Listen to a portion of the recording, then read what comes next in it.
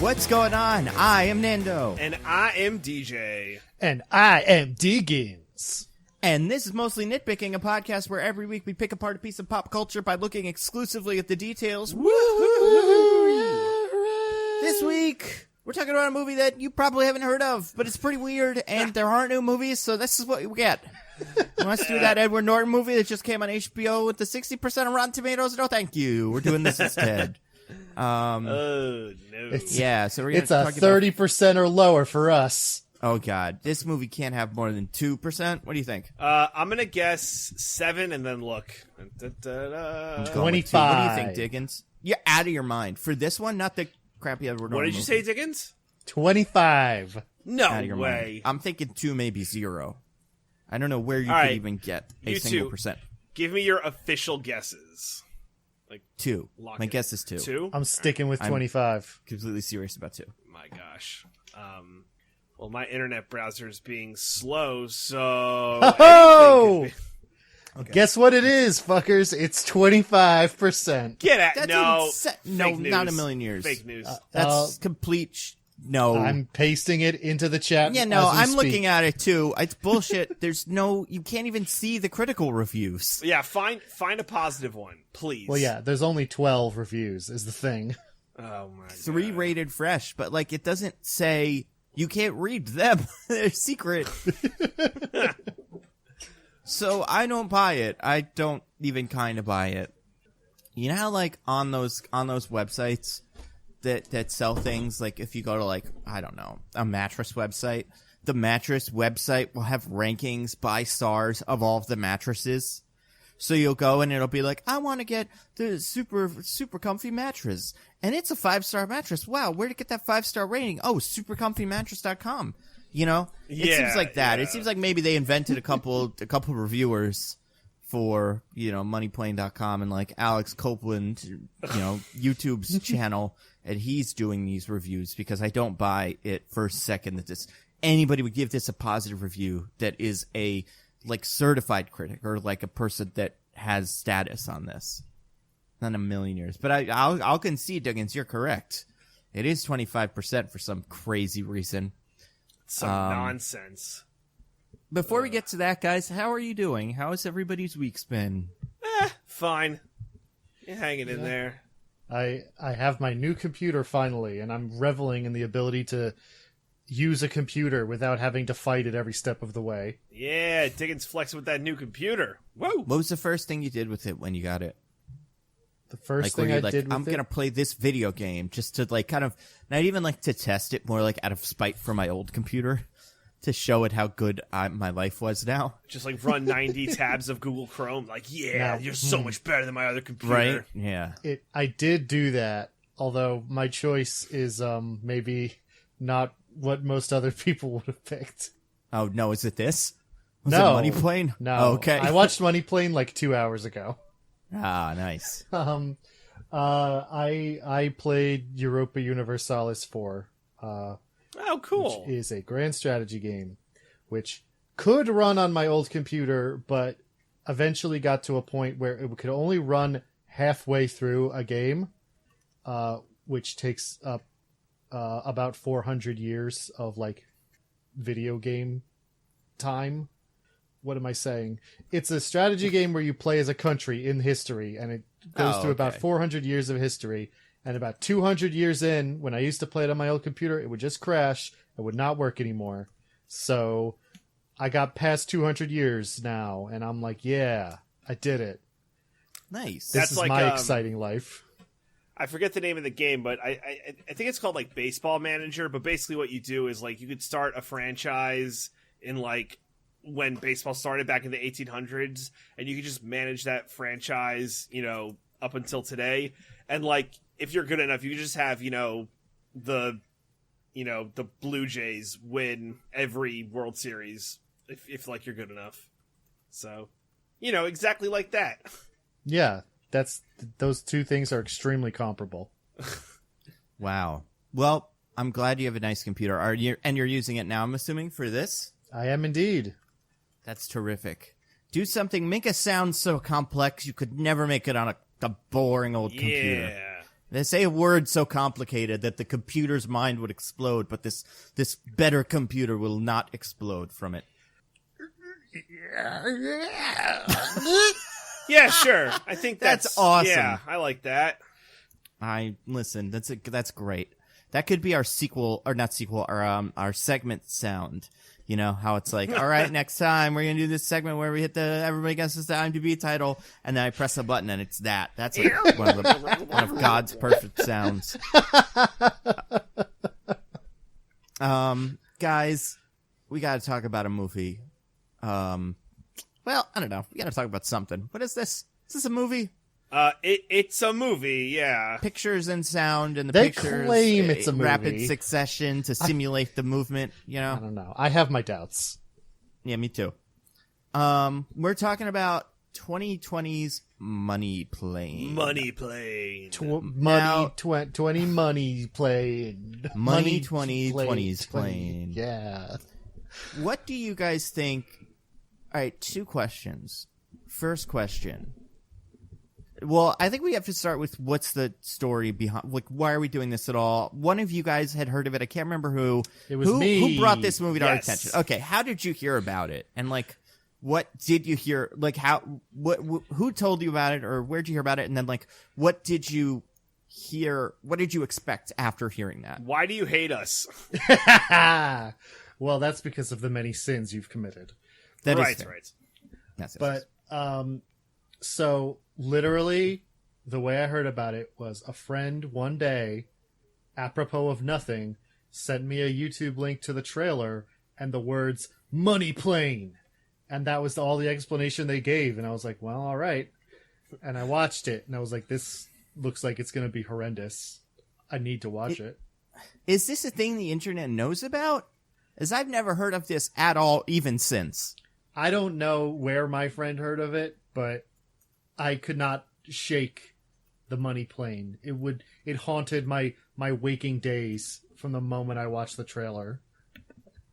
Is your friend one of the people on the movie? Are they Money in the Plane? movie? Yeah, my Kelsey friend is Grammer? actually Someone that got Adam back end? Copeland, Oh god. also known as Edge in the WWE. Yeah. I liked him back in the day of wrestling. He was a fun wrestler. Yeah, Edge was cool. He's probably still cool, but I hate him now. Yeah, right. He's lost all credibility, and that's like a low bar. Because I've watched a couple of wrestler movies. Obviously, some of the early Rock ones, like Scorpion King. I saw that movie, The Contender. Have you guys seen that? It's Stone Cold Steve Austin doing a battle royale with, I think, a couple other wrestlers. It was one of the WWE's first movies. Okay.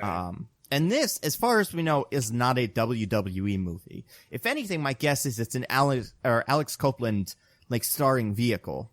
Right. Or, so I could guess 2 people who might have put this together. I think Alex Copeland could have. I don't think Kelsey Grammer could have. I see a world where Joey Lawrence made this all up. Where he was like, I'd like to do a movie where most of the movie's in the field and everybody in the movie is a member of my family. Which we'll get to. But did you guys watch the credits? Not with No. any serious intent. Lawrences abound. I don't know if they're all his family, but it's quite suspicious that out of the 15 actors in this movie, with like a named character, 3 of them are something Lawrence, if I remember correctly, including the Texas guy. So like, Oh boy. yeah. So that's question 1. So that's kind of where we got this. So I have a question about Edge. Yeah. Because I've watched some WWE, but I didn't watch it like growing up or anything, so I don't really have a lot of background knowledge about it. Was Edge's like big thing when he was a wrestler, looking really surprised at people? Not well. No, but he does have one internet meme that you may have seen. Hold on. It's It like just with seemed- the face with no nose. Do you know what I'm talking about? No. Oh, is that him? Yeah. I didn't know that.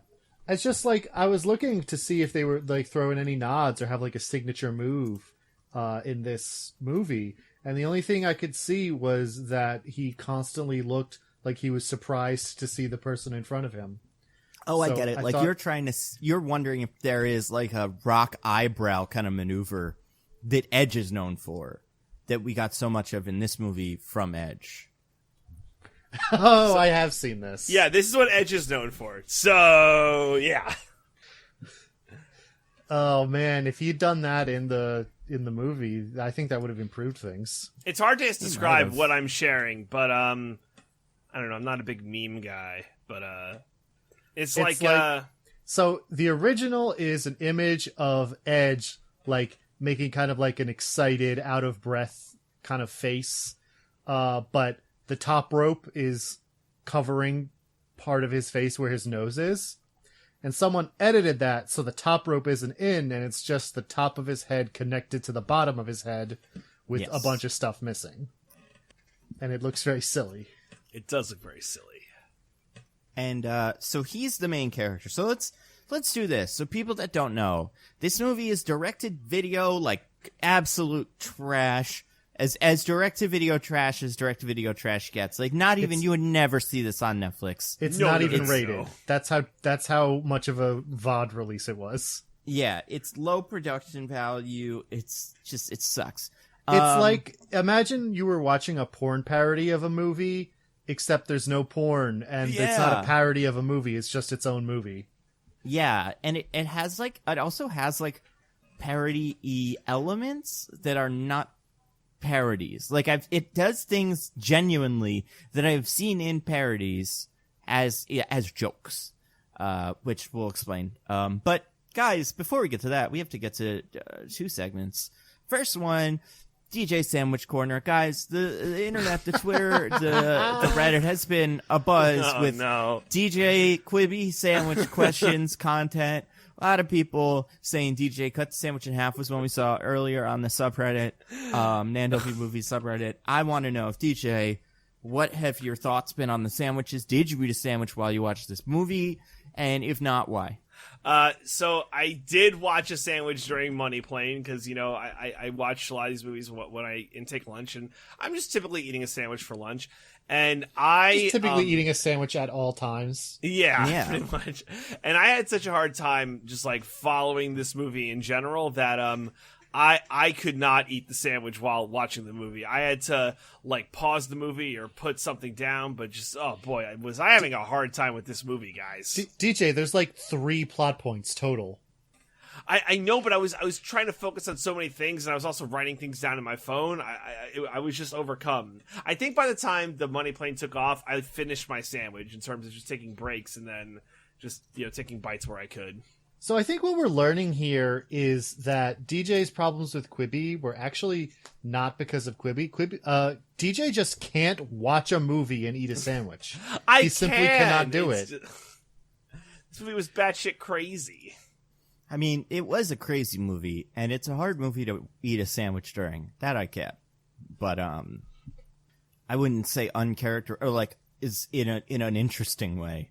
It just is hard to eat a sandwich while watching this movie. I didn't try, so It's who am I to distracting. judge? It's a lot of this movie's distracting. Yeah. You're like, wait, why did that guy punch through 2 feet of gravel to shoot another human being? And how did he do that? I guess more the how than the why.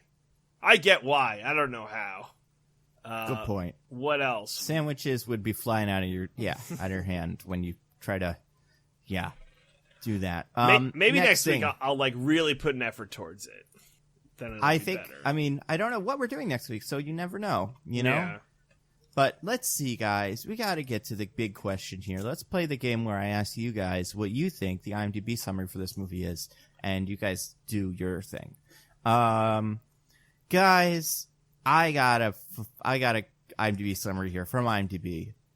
A real IMDb, not some sort of fake one stood up by this company to make it seem like this is a movie. I did my digging. And it has and I'm going to give you this one sentence, but with like a dash in the middle that I think should probably be a colon, but like one sentence summary of this movie. I believe Diggins went first last week, so I think DJ should go first this week. DJ, what do you think the plot summary is for 2020's Money Plane? Okay. After a heist goes wrong, what was the main character's name? I can't even remember. Jack. Jack Reese. Jack (parentheses Adam Copeland, comma Edge) must pull an impossible job to clear his debt with a high-stakes criminal mastermind. He will have to get his crew to perform the most daring heist ever imagined, robbing a casino in the skies. Okay, Diggins, what do you got? Deep in debt, Jack, Adam Copeland,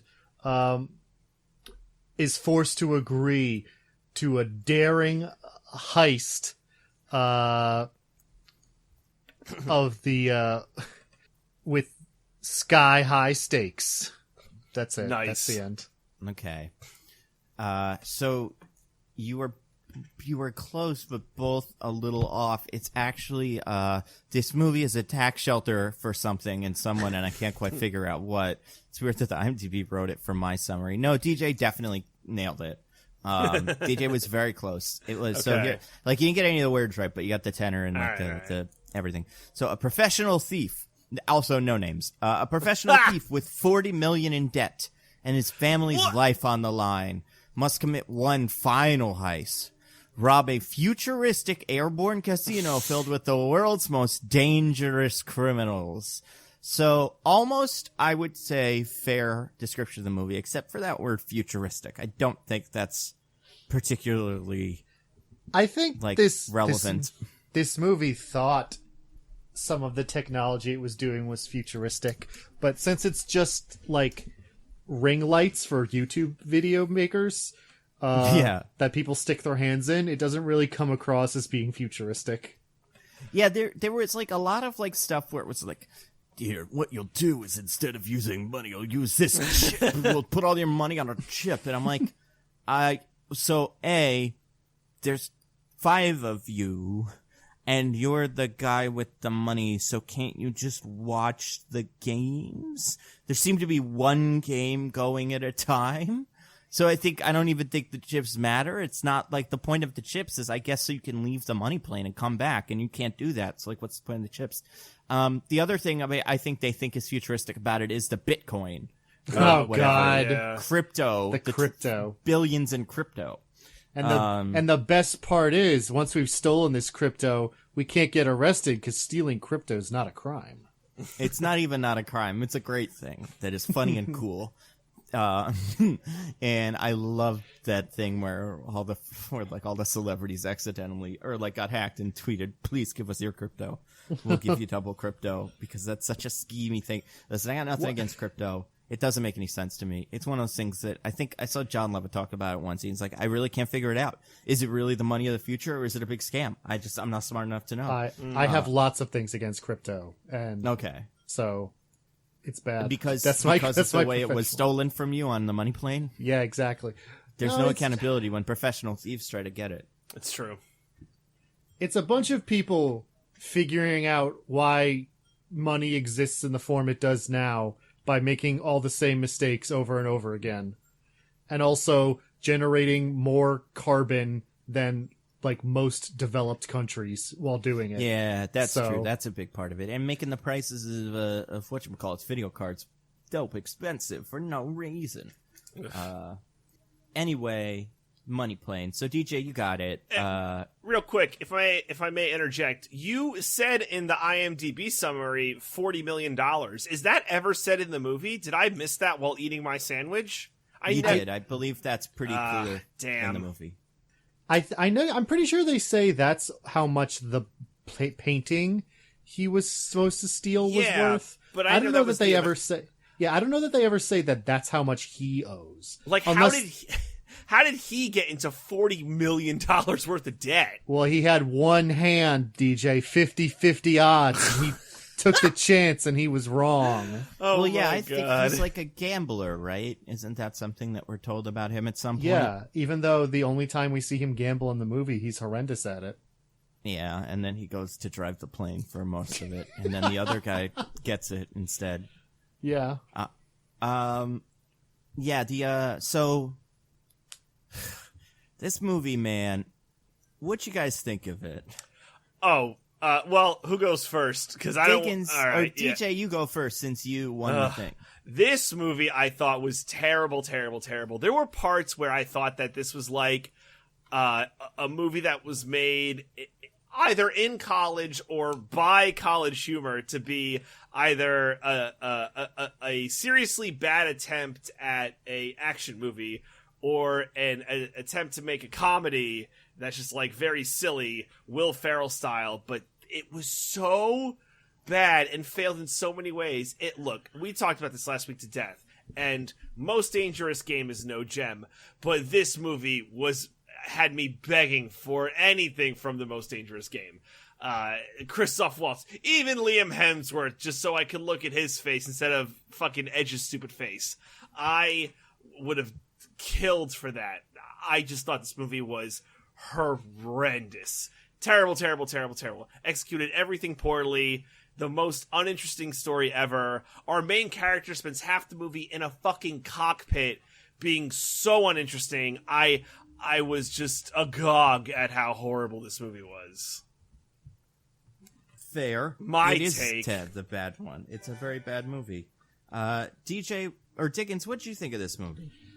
Imagine, if you will, an FMV video game from the 90s. Yeah. Where those. nothing happens, as edited by the editor of Bohemian Rhapsody. Nice. Yeah. I was gonna say Christopher Nolan at his absolute worst, like Batman Begins action scene editing. But I get similar vibes.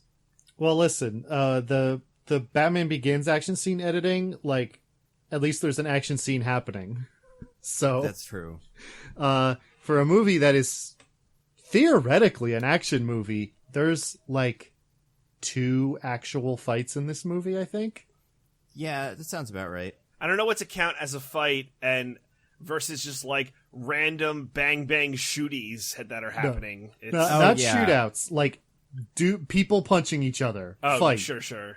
I'm pretty sure there's there was literally one of those, two or two of those. them in the entire movie. But yeah, it's a very bad movie. I was not joking earlier when I said it's like the general quality is that of a porn parody, except it's neither porn nor like funny. Like, it's not trying to be a parody, it's just bad. So yeah, I guess it is worse than Most Dangerous Game, but I take back nothing I said about Most Dangerous Game. I refuse to back down. Oh, it's so much worse than Most Dangerous Game. Like, I can't even imagine a worse movie than this. It's just, the premise is like a movie that like a premise you'd expect for a bad movie, and it's executed as poorly as any movie I've ever seen. Like, it just really sucks. Boring. It's like, it feels like it's 2 hours long, and it's really like 1 hour long. It's super short. And it's like nothing. It's just like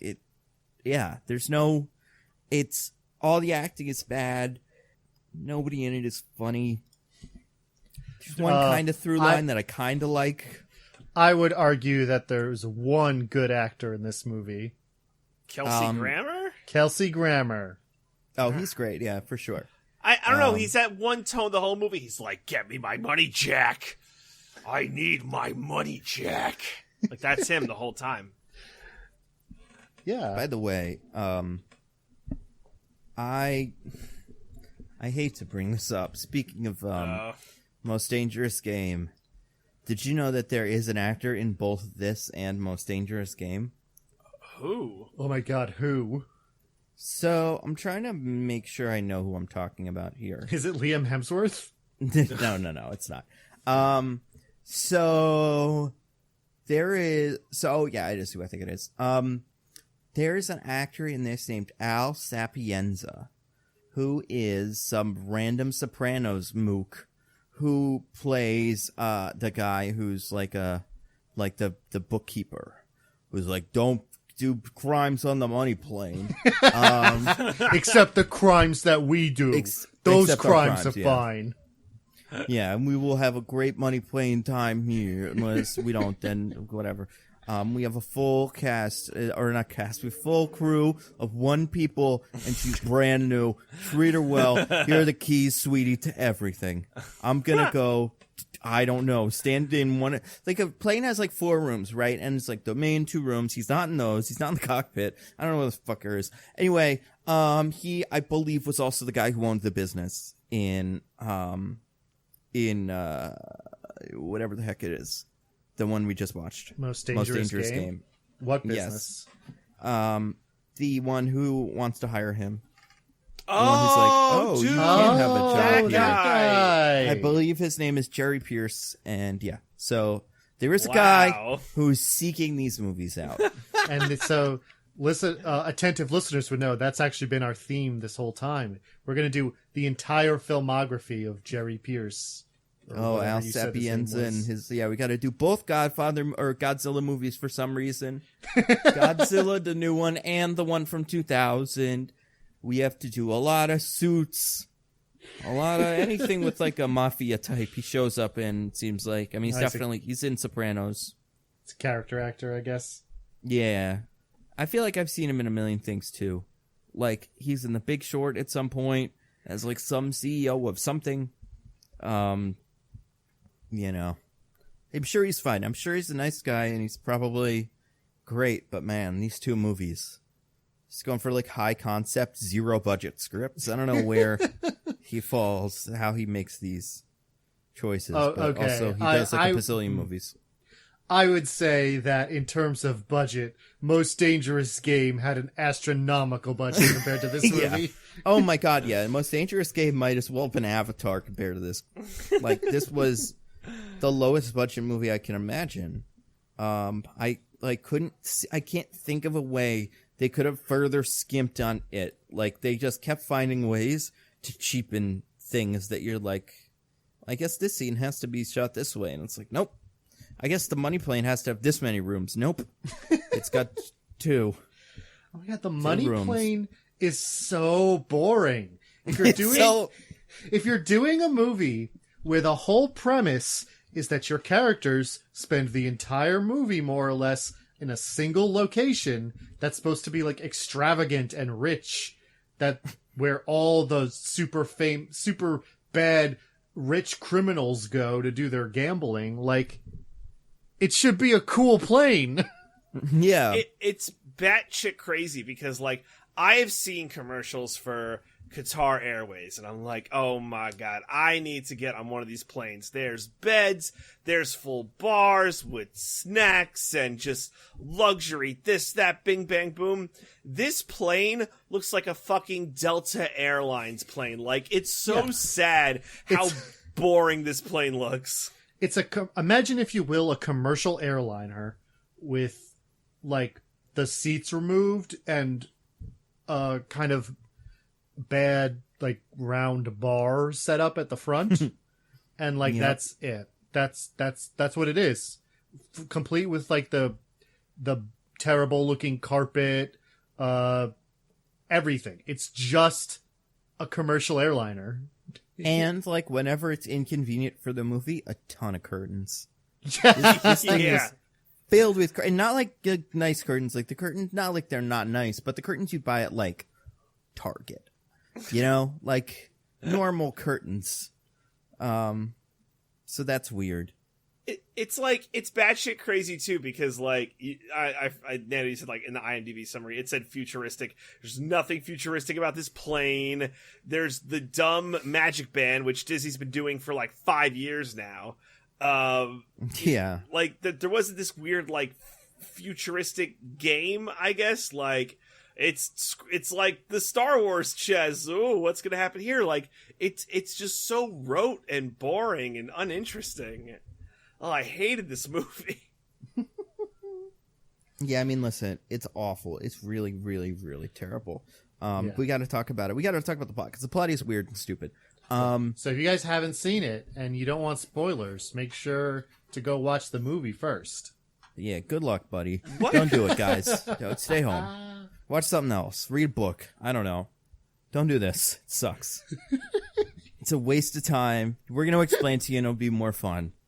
Just kidding, guys. Support local artists or like small businesses. I don't know. The struggling film industry. I mean, based on this The budget, Lawrence brothers. I think this movie qualifies as a small business.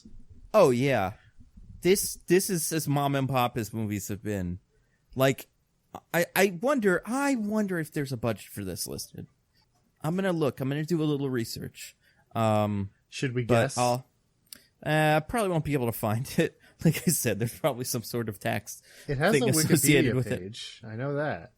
So like this, let's see, details. It doesn't have it here.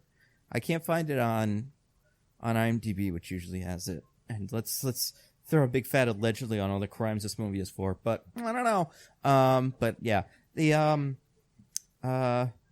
Money Plane budget.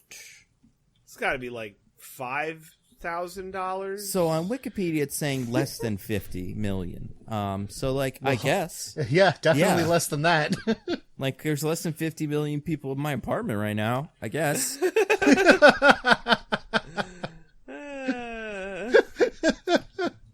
I don't know what they think we like. I don't know. It's a really, really shitty movie. So okay, who wants to start? Where do we start with this movie? In a museum. That's where we start. No, DJ. We don't just start in a museum. We start in the famous art museum, Art Museum.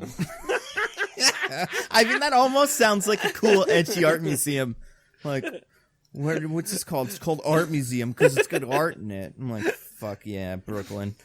No. But it's very important to me to point out. So they do the thing that, lots of movies do, where they have little subtitles pop up when they go to a new location to let you know where it is. Or big ones if you're the Russo brothers. Yeah.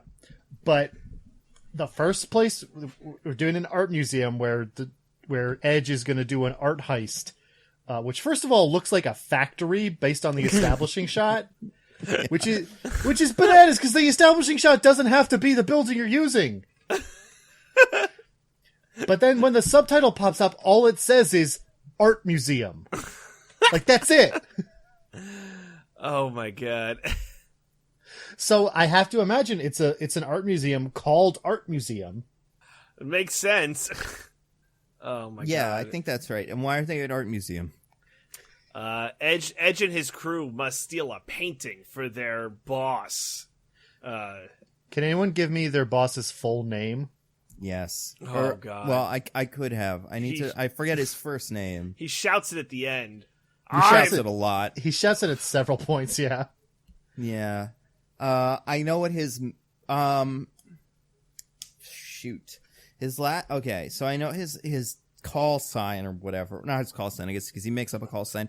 But I know his nickname that is part of his like long name. His first name is probably like Frank or something boring. Nope. But Mike, Johnny, what's his first name? Give me the first name. It starts with a D. Dennis. No. The name is kind of unusual. Oh, it is? Yeah. I just know. Shoot. I can't remember. What is it? I mean, I know what the rest of it is, but I can't remember the first name. So, his boss, or at least the person who sent him on this heist, is Darius Emmanuel Grouch III, a.k.a. The Rumble. Yep. Darius Grouch the Third. Yep. Yeah, this guy's played by, what's his name? Kelsey Grammer. Kelsey Grammer. Frasier's own Kelsey Grammer. And what's his deal? We kind of just, he's alimony. He's Mr. Alimony.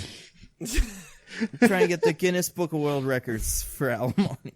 Well, that's Kelsey Grammer, not Darius Emmanuel Grouch III, a.k.a. The Rumble. A.k.a. The Rumble. Why is That's he true. the Rumble? Is that ever established? I thought it was a wrestling thing, but it's not not. only is No. it never explained, no one calls him that besides himself. Yeah. So Well, it's not a thing. He's just full of shit. Yeah. How serious is he in this movie?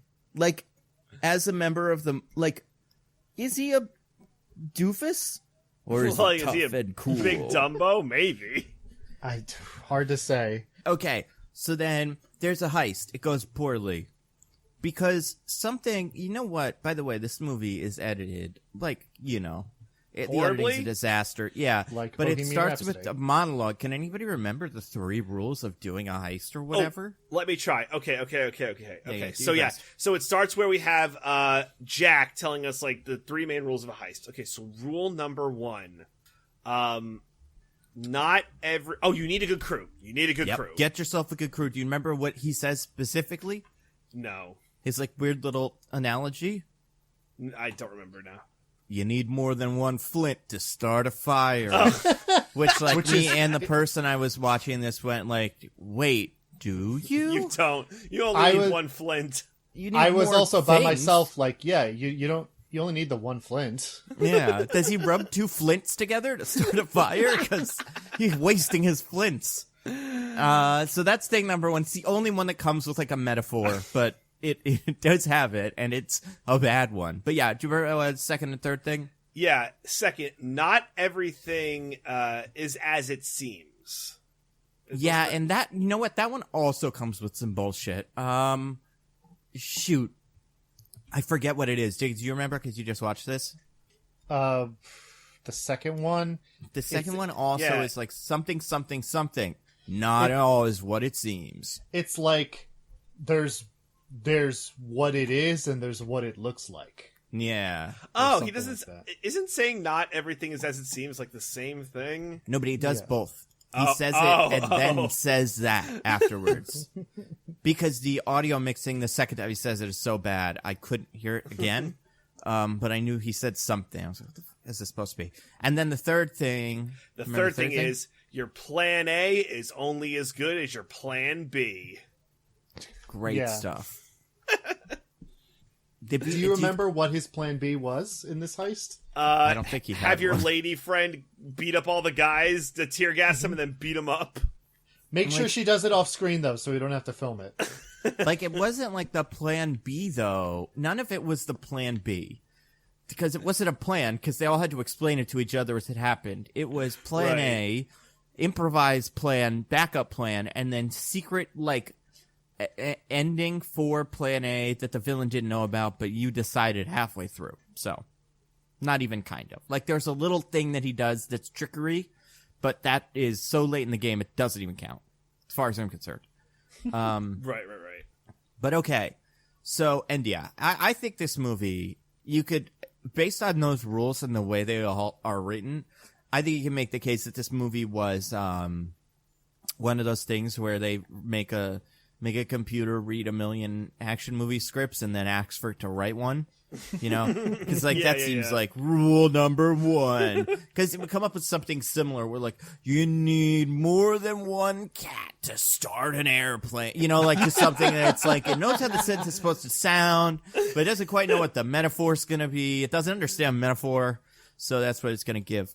But I read an interview with every single person from this movie apparently, except for any of the women, but. It seems like it, but like definitely all the Lawrences, which apparently Andrew Lawrence directed this movie as well. Shocker. Andrew Lawrence being the one that has the mustache. Right. So he directed it and also like wrote it with someone named Tyler Coney, who is the other person that's in this interview that I couldn't quite place. They did this interview on The Ringer where they were like, oh, man, this is going to be a movie that we made. Isn't this going to be something? And at one point, Coney writes, and this is where I really kind of got my sense for what's wrong with this movie. In the interview, someone says something like, it's just a fun, bad movie or something. And Coney says, I have gotten the Snakes on a Plane comparison a lot, and I think if someone had the time and inclination, they could go through this and make just a cornucopia of GIFs. So, like, this movie thinks it's a meme, and it thinks it's really funny, and it's a so bad it's a good movie, but what it doesn't understand is, and it's not that, but that's what it's going for, but doesn't understand is, to be that, you have to genuinely make the movie as if it's a good movie. And then at the end, it turns out it's so bad it's good. Even Snakes on a Plane, like, while it is kind of unserious, besides the title of the movie, takes the premise of the movie completely seriously. Like, the characters get to go, like, it's weird that there's snakes on a plane, but, like, it plays out like any other disaster movie. It just happens to be on a plane. In fact, I know that they didn't want to name it Snakes on a Plane. It was going to be called, like, Plane 571, but Samuel L. Jackson had to, like, fight the crew, or fight the producers to be like, no. We're calling it Snakes on a Plane, you guys. Because that's the whole thing. When he was first handed the script, it was still had its working title, Snakes on a Plane. Snakes on a Plane. And he was like, that's right. This is literally the only reason I agreed to do this. You can't change the name. Right. So then, like, this is trying to do that, except it's starting with Snakes on a Plane, but never making the change to like, deliberately try to be a better movie than that. And it sucks. That's I'd say, like, the most desperate, annoying part of this movie is it's not taking itself seriously, but it's also not clever enough to be a parody. So it's just right in the middle. Yeah, it's not like funny. No. And, like, there are parts that make you laugh because it's terrible. Like some of the fights, and oh man, there's one part where this guy, he, like, gets kicked into a server, and then his body just starts, like, vibrating, like, oh my god, like he got electrocuted. It like, looks so bad. And, like, I laughed because that was funny, but I don't think that's what they were going for. I think it was what they were going for, and that's why it's bad to me. Wait, you think they were going for the intentional comedy of, oh, he hits electronics and then gets shocked? Like, is that what they were going? Like, here's what I think happened. I think in the script it wasn't like that. I think in the script it was like kicks him into a thing and he dies. He gets electrocuted and dies. And then they were filming it and they did that maybe once, or like started playing through it with like marking it, and someone on set, or like they were like doing it seriously, and then either the actor or maybe one of the Lawrences, one of these mischievous Lawrence brothers were like, you know, it'd be funny. You know, it'd make a great GIF if you did a little thing like a cartoon gets electrocuted. So, like, that sucks. That's bad. That's not how it works. Yeah. Yeah, it's just, like, so many bad shows. But yeah, it's like, right, I don't think it reads as intentionally funny. It reads like, oh, this is, and it's not even so bad it's good. It's just like, this is just bad. Like, did this movie want to be an action movie version of The Room? Like, oh, The Room's so funny and full of gifs. We'll do that. Yes, I think so. Oh, I think it wanted to be an action movie, like, Giphy version of, like, Snakes on a Plane. Oh, sure, okay. Should have called it High Stakes on a Plane. Right, Stakes on a Plane would have been good. I mean, it would have been better than Money Plane. No one would call it the Money Plane. They'd call it the Santa Clarito or something like that, you know? Well, you're saying, like, if this existed, or in fact, the real version that probably does exist is not called Money Plane. Yeah, it's called, I mean, we all know what it's called. But, like, a real version of it. We all know what until recently living person owned the Money Plane. Yeah, exactly. But, yeah, the thing about a movie like The Room is you can't make a movie like that Room unless you're earnestly trying to make something. Yeah. Like, what makes The Room so fascinating is just how much Tommy Wiseau wants it to be a good movie. Like, just wants it to be a real movie. Sure. And, like, and he's leaned into the whole, like, people think that the stuff I make is bad, and it's funny because of that, and that's getting me money and attention. And, like, he'll go along with that. But even the things he makes now, knowing that's what people like, if you watch it, it's like, he's still really trying to make something. He's just really bad at it. And then the fun part of watching something like that is you watch that bit, and then you also get to go like, but what did this guy think this was? What did this guy think this was? He's not an actor, but like he's like not Tommy Wiseau. But with this, it's like, what did you think it was? This was going to be for gifts. This was all for memes and gifs and lols, and they wanted to make us so bad it's a good movie. But yeah, like that's not how it works. It would be like if someone tried to make a bad cake. You know, like if it was like, we tried to make this cake, it was supposed to look like Bugs Bunny, but look what it looks like. And it's like, you just can't fake it. Not to be confused with the cake that you think is Bugs Bunny, but then turns into a cake.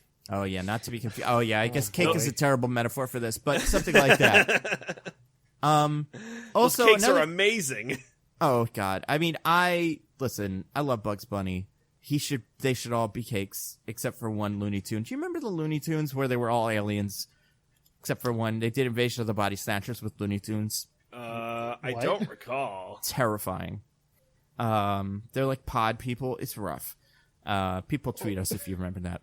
What are you talking about? There was the Looney Tunes where they did Invasion of the Body Snatchers. Never heard of it? Like an old Looney Tunes cartoon that was just Invasion of the Body Snatchers? Yeah, like the Looney Tunes started like doing a thing with like Bugs and stuff, and Bugs like goes through his normal day, and then he starts doing the next day, which is similar, and like all the guys are like body snatched versions of themselves. Then he has like a horror. It's like like, oh no, what's going on? And eventually, I think he gets taken by a pod person. He like becomes a pod person. They all so do. Weird. I know, it's really weird. It's really, really, really weird. It's what came to mind when they were all secretly cake. So yeah, better than this. But okay. So they do the heist. Why does the heist fail? The painting's gone. We don't know why. It's just gone. Yeah, it's Which gone. is strange, isn't it? I mean, like, is it? Also, like, I mean, is it strange that the painting's gone? No. I don't know how paintings work. Like, it's like, oh man, we got here and there was no painting, and then they like bust out and run away from like armed guards, and I'm like, but like, did you check before? Or did you just assume this one video was the right thing? Well, so I have a question about that. So the guy says he's there for a private viewing of the painting, and the painting's in like a tiny room. Is the painting always there, or did they put it there for the private showing? I can't figure that one out either. I don't know. This seems like a terrible museum because it is like a warehouse. It's less like a museum. Yeah. So I couldn't figure out how much was for this one guy. Like, oh, like if a curator's going to see a painting, we move it somewhere else so he could do his thing, and that's that. Or if this was just the worst art museum ever conceived. Which, again, I'm sure they filmed this in a warehouse for money reasons, because this movie was made for like negative $20. Yeah. But why is the establishing shot the warehouse they filmed it in? Yeah. Why isn't it something that looks like an art museum?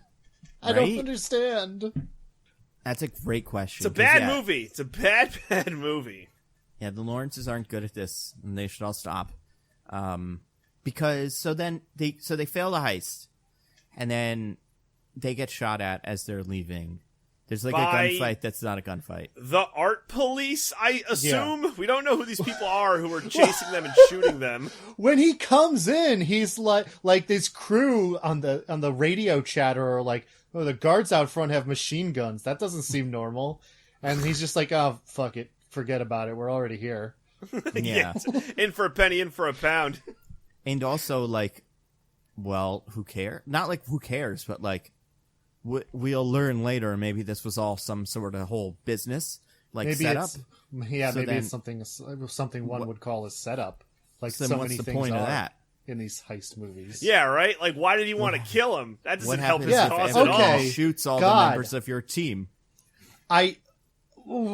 This is like a late game reveal, but I want to talk about the setup aspect so bad because it makes no sense at all. Can we just talk about it? All right. Yeah. All right. So what's the setup, guys? Okay, well, all right. So we talked about the Rumble, Mr. Grouch. Darius Emmanuel Grouch III, a.k.a. the Rumble. So we talked about the Rumble, Mixer Darius Alston Grouch III. And he's great. I mean, he sucks. He's awful. Is Kelsey Grammer just yelling and like he is smoking his cigar in every scene. Every scene starts with him chomping on a new cigar. I will say Kelsey Grammer is the only person who I felt like was acting instead of desperately trying to remember their lines. Sure. I agree with that statement. Yeah, wholeheartedly. He's like he's the man in charge. He's some sort of Scarface type. It's kind of unclear what he does, although I believe we learn it's human trafficking. Because do we? Yeah. So here's kind of how I figured this. I couldn't remember, but I pieced it together. So at one point they kill a guy that is supposed to be a rival, or there's a job at some point where they killed the person who Adam Copeland pretends to be, right, on the plane. And we learned that guy is a human trafficker. And I think they're able to put together that he was like a rival of Mr. Grouch, but they didn't know at the time what the rivalry was. So it's like, they're like, oh, you're a human trafficker. Now, I don't know what they thought he was, but I don't know why that's their line. Because exactly. He seems to be like, if I had to guess, his money's coming from drugs. That's just like your plain old guess, or drug or gun running. And those are not as bad as human trafficking, I guess. But like, they're right up there, and they're what makes human trafficking possible. So sure, yeah, you can't, they take this real strong moral high ground late in the game. But I think that's what we're supposed to assume he does after like, once we learn that the guy that they killed, who they took the identity of, was also a human trafficker. But anyway, so this guy shows up in the house. Like, he goes to a meeting. Edge goes to meet the Grouch, and what happens there?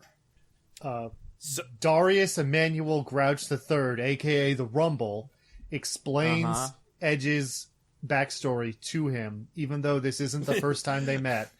And he doesn't need to know any of this information. Yep. And what do you think? What's the Edge's background, real quick? Because, like, that's important, kind of. So he bet apparently $40 million on a hand of poker, which he lost, I guess. Yep. Or one bad hand led to a bunch of other bad gambles that have added up to $40 million that he owed to some bad men. Some bad men. But then also, what was he before that? Was he in the army? He was in the military. He's in the Air Force. Yeah. That was that's where him and Thomas Jane know each other from. Right. And I think Thomas Jane was his mentor. And I think at one point he's like, come up on the thing with me. And he's like, no, I would never do that. And he's like, but you were in the Air Force. And he's like, I know, I don't care. They're not paying me enough to go to Louisiana and be in this fucking plane. I'm doing this from the comfort of my own home. Apparently they found a plane in Louisiana that was abandoned and fixed it all up. But like, so. They didn't even like rent a plane. They found an abandoned one. I don't know about abandoned, but not a real plane. They had to remake the plane. Like I had this in the interview too that I found on whatchamacallit. But yeah, it's so Louisiana. So made a lot of movies. This is Switzer, who I don't know who the fuck this is, producer. We made a lot of movies in the past on shoestring budgets, and have learned over the years how to stretch a dollar. not you haven't quite learned, but you're getting there. We pulled all the favors that we had on this one and figured out a way to get it done. Andrew Lawrence, director and one of the Lawrences. I give credit to Richard Switzer for pulling off some of the impossible. He moved the production. It was a nightmare for me and a nightmare for him. Moved the production from Romania Romania to Toronto to Baton Rouge. It was weeks before the thing was shooting. It was wild. Then Switzer says, once we found this plane in Louisiana, we decided to go there. So we got to take the plane, completely refurbish it, and then build a casino on it. So, like, to talk about building a plane during flight, we were literally building the plane set while we were shooting it. So, yeah, it seems like they kind of rented or bought a used plane, but, like, not a good condition plane. Sweet I mean, Jesus. if you should have refurbished it more than you did. It's what I would say. Because it still looks like a regular ass plane for the most part. Yeah, I mean, well, so the way they're describing it, they just don't have the money to like make it. Like they like don't have the money to. Look, if you don't have the money to make a convincing facsimile of a money plane, then you shouldn't make the movie Money Plane. Right? Yeah, that's a good point. Oh my God. But okay, so anyway, sorry, where were we? Oh yeah, so that's his background. Air Force something, special ops, garbage bullshit, whatever, turned into, gambler, turned into, well, family man also, but then, he's also like the worst. Like he's in so much debt that he has to go to Darius Rucker, or Darius Rucker bought his Darius debt? Rucker bought his debt. Not Darius Rucker. Emmanuel Grouch III, a.k.a. the Rumble. He bought Jack's debt, so he says, I own you now. Right. Which he is saying to him after Jack has already done the job that was to pay off the debt that Darius Emmanuel Grouch III, a.k.a. the Rumble, bought. So, like, Jack already knew that when he's saying it. Why is he saying it? So do we want to talk about the setup now that we have that whole thing? Well, yeah. So, well, when you say setup, do you mean the framing or the movie itself? Oh, I think it's did you mean framing or did you mean setup? I meant the twist. Yeah, okay, twist. That's what I meant. Yeah. So let's talk about that. So as it turns out, Darius Emmanuel Grouch III, a.k.a. the Rumble. He stole the painting. No, he owned the painting. I'm sorry, he owned the painting and removed it from art museum so that when Jack arrived, it would not be there. And then I guess he also sent the men in the machine guns to kill Jack? Question mark? I mean, he at least put Jack in that situation knowing that he'd have to escape, and then he would probably get shot and die. So, best case scenario, yeah, that's how it happened. But also, he owns the painting, but also owns it through one company. You know how Iron Man, or Batman, it's like he bought it through 50 subsidiaries, blah blah blah blah blah blah blah. He bought it through one shell company. That's called Rumble Corp. I don't think the Edge guy is any good, but also you kind of assume he'd be a little better than this, enough to Google where the painting lives. Right. But he doesn't. Oh man. And so he does this because I have no idea why he does this. This is what gets me. For why? For what reason? Because was it so that Jack would be more in debt to him, so that he would have to do the money plane heist? Just make him do the money plane heist first. Yeah. Maybe the money plane was too much. He's like, whoa. I know I'm $40 million in debt to you, but I'm not doing a money plane. What are you, crazy? Now, maybe if I were in more debt to you, I would do a money plane, but not for no measly $40 million. Right? It's not like he made a bet that he couldn't steal this for $80 million or zero. I assumed it was just a job. You'll steal it. But yeah, it seems like he could have just been steal the money plane, guy. That'd be sweet if you did it, and then I could have it. But I can at least come up with a reason, even though it's not explained and is a bad reason. But yeah, the whole needed him more in debt, so he'd have to do money plane. Sure, maybe that's a reason you could set him up. There's a double setup where the money plane job is also a setup. But why? Why is it a setup? Wait, how is the money plane job a setup? Well, he's gonna betray them or something. Oh, right. He sends the guys to kill the man on the ground. Yeah. Oh, that way, because he said that, all right, so here's my bullshit explanation for this. Let me know if you buy this, Diggins. So he tells the crew, any extra money that you get from the money plane heist is yours to keep. But this way, Jack and his team don't get to keep no money from They just don't tell them that! Yeah. No one made you say that!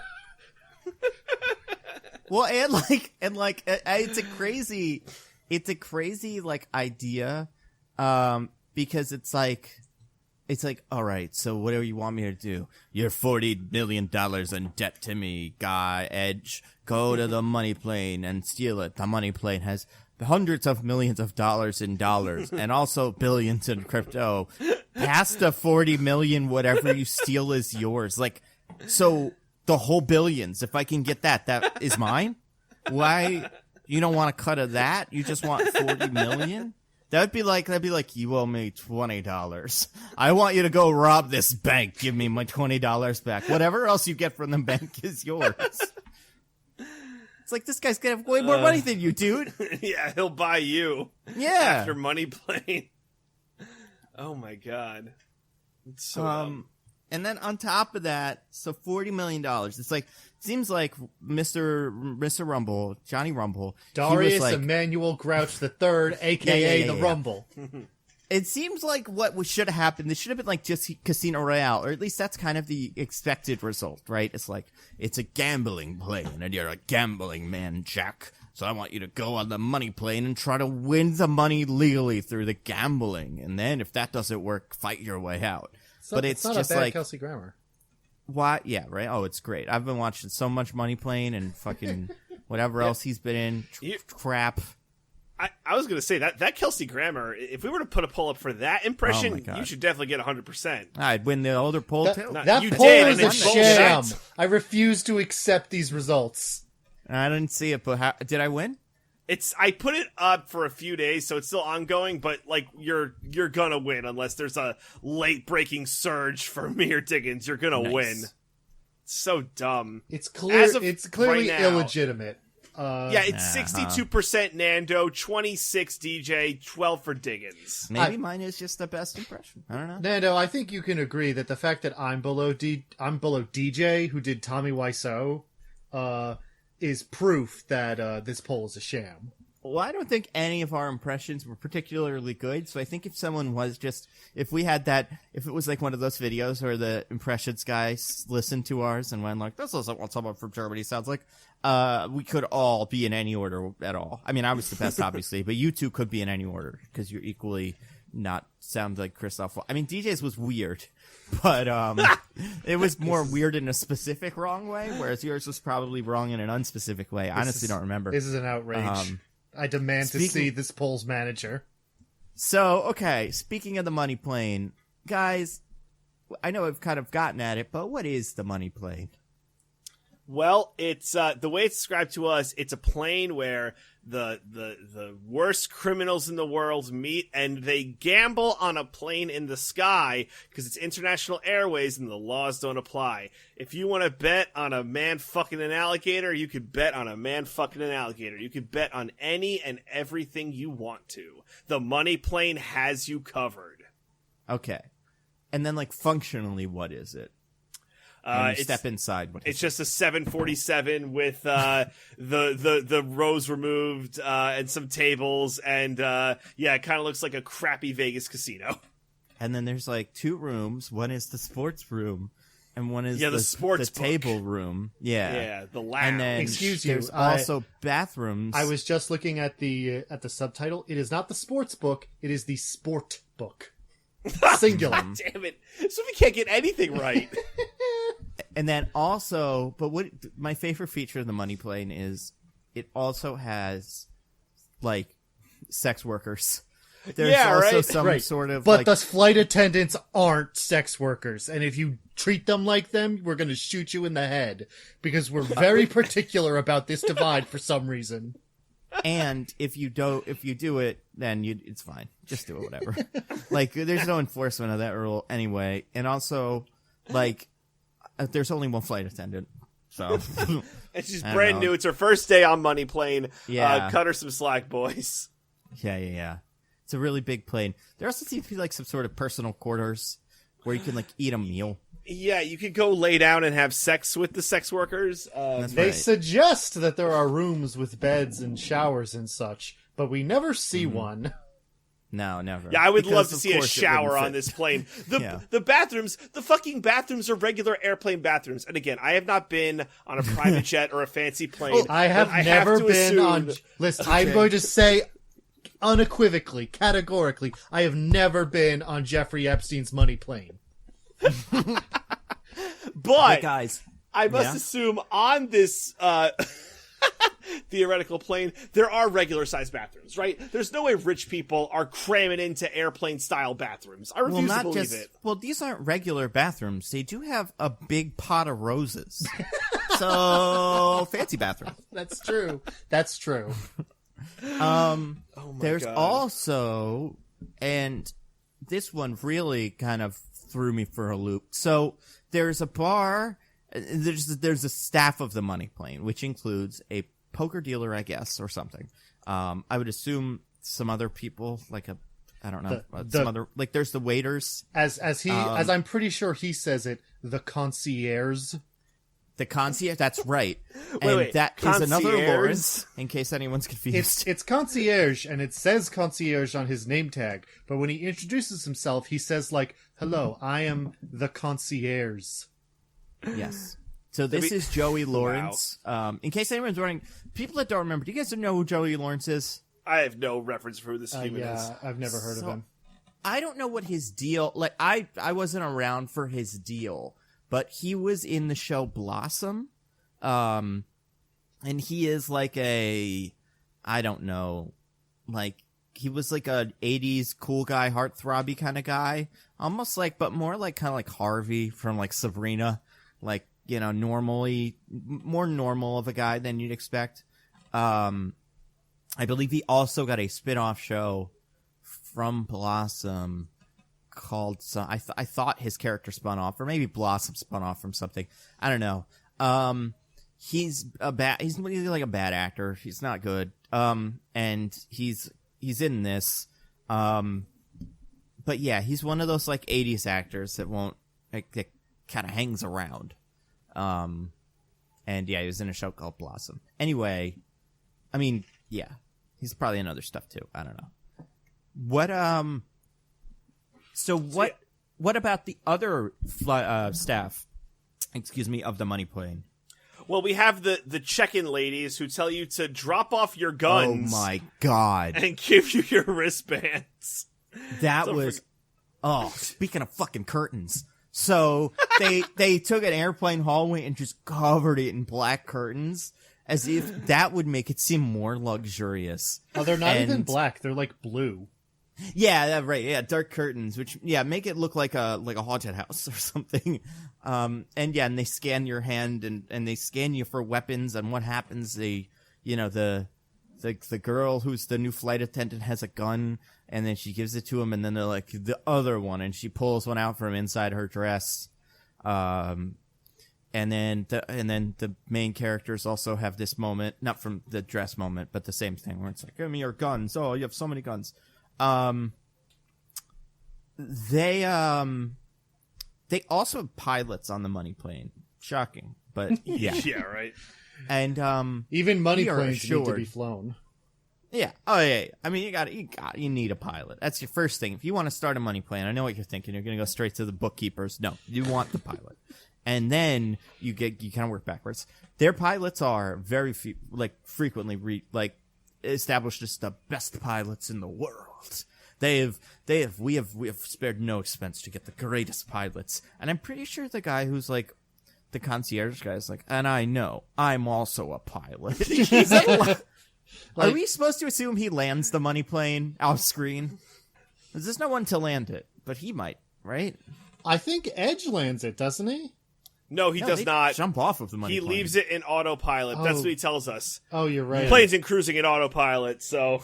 God, so I guess we just wanted a happy ending for everybody on the money plane. I'm already forgetting how this movie goes. I watched it 3 hours ago. Well, so, that was one of my notes. It's like this. I mean, I didn't think about what you said, Nando, but like, absent of that, this movie ends in a terrible plane crash because Edge is like, yeah, autopilot. But to be fair, if we are to assume that like this plane were to end in a horrible plane crash, who cares, right? Like, these are the worst fucking people. They're like, I mean, poor sex workers, but everybody else is a villain. Yeah, everyone else on this plane sucks. So yeah, and I kind of assumed they would blow it up. At one point, the phone dies, and it, like, sparks, and you're like, oh, is it a bomb? And it's not. And I'm like, okay. But, so that's what's his name? So those are all of the people on the money plane and the rooms. But what else is on the money plane? I'll give you a hint. It's in the title. It's got some money on the plane. There's 2 money rooms in the money plane. Yes. Oh, God. And, no one brings their money onto the plane, right? No. It's just your magic band, much like the actual Disney World, is wired to your credit card or bank account or like whatever the fuck you got there, and you just pay with that shit. So what the fuck is the money there for? To cover it. I guess any casino needs the best. But they didn't give. But you would just give credit card money. Well, maybe maybe somebody makes a bet in. Yeah, maybe one of the bets is who can like eat the most money. Something we didn't get that far into the bets. Because in the money room, there's also like bags of drugs, right? Isn't that like what the Yes. white bags? And that's I think on a table at one point too. At one point we see like casually. I think later someone does some cocaine, but I think casually it's like, oh, that's just a big plate of cocaine. Because they're bad, like they're just bad people. I can think of one character who was definitely on a lot of cocaine. And probably a bunch of other ones, but definitely that one character. Is it? And then there's is it also Kelsey what's Grammer. up? Not the No, not well, the him character, too. not the character. Oh, just Kelsey the Grammer actor, himself. Kelsey Grammer? Well, allegedly. You never know, but I wouldn't put it past him. He's a man of fine. He's got fine and exquisite taste. There's also cryptocurrency on the plane. Now, we've already talked about cryptocurrency. It's like a big giant like thingy, like a server room. Right. So it's the servers that store these bitcoins, I guess. Yeah. And billions in crypto. Billions. It's a lot of money in cryptocurrency. Yeah, right? but unfortunately, by the yeah. time they land, it's only actually worth like $10. So that's one of my questions. So I don't know a ton about crypto, but let's say you had billions in crypto. Could you destroy those cryptos and then your crypto value would go up a little bit? Is that how crypto works? It's like a finite amount of it, right? I don't know enough. little about crypto. I don't know enough Okay, to it's fine. answer this question. Just curious. I also don't want to know enough, so don't at me on Twitter. Listeners, if you know a ton about crypto, let us know. God, let them that'll know. be Don't next let week. me know. We'll nitpick crypto.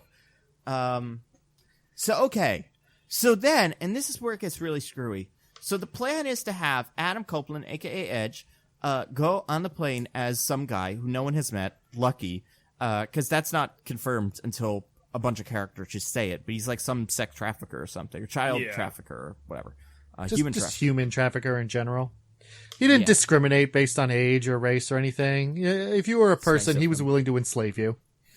And then that guy, and this is where really like, he has this associate named Mr. What was it? Does anyone remember? McGillicuddy.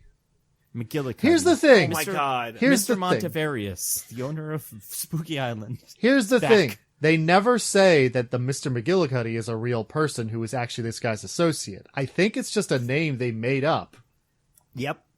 Well, yeah, like, isn't, like, McGillicuddy's, like, the name of, like, if my grandfather was telling an anecdote, like, oh, yeah, old man McGillicuddy would come down and give us all 5 cents at the popsicle store. Like, I just always knew McGillicuddy as, like, a made-up fucking name.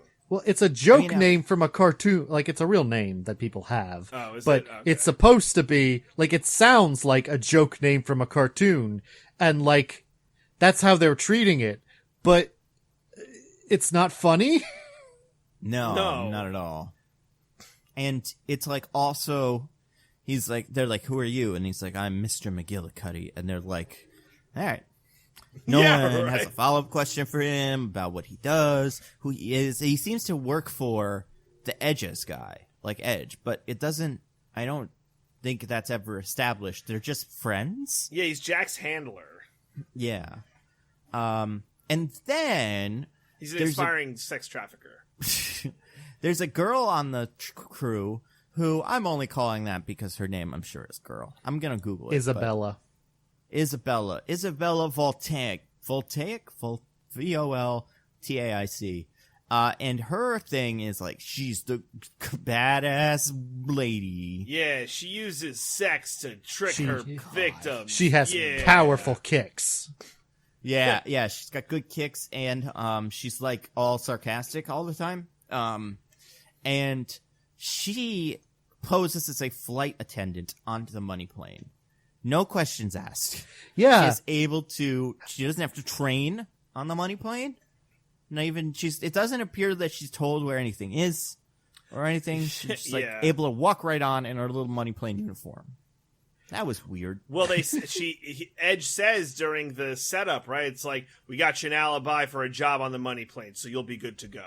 Like, yeah, right. So, but like, sure. how? I would imagine the money plane hiring process is very selective. Nah, Craigslist, first come. Everybody need a money plane person, come to the money plane. First one to get here is the new money plane flight attendant. And she's like, just like, yeah, she's let onto it. She doesn't have, did she have like an alias? If she I does, have a we name. never hear it. Oh, okay. And then there's a fourth member of the team, played by the director of the movie, Shock, Anthony Lawrence, Joey Lawrence's brother or something. And he is the one who, like, is a guy, like, looks like kind of like Brendan Fraser with a mustache. But less handsome. Except if some things went wrong for Brendan Fraser, but yeah. If Brendan Fraser had never gotten the Mummy movies. Yeah.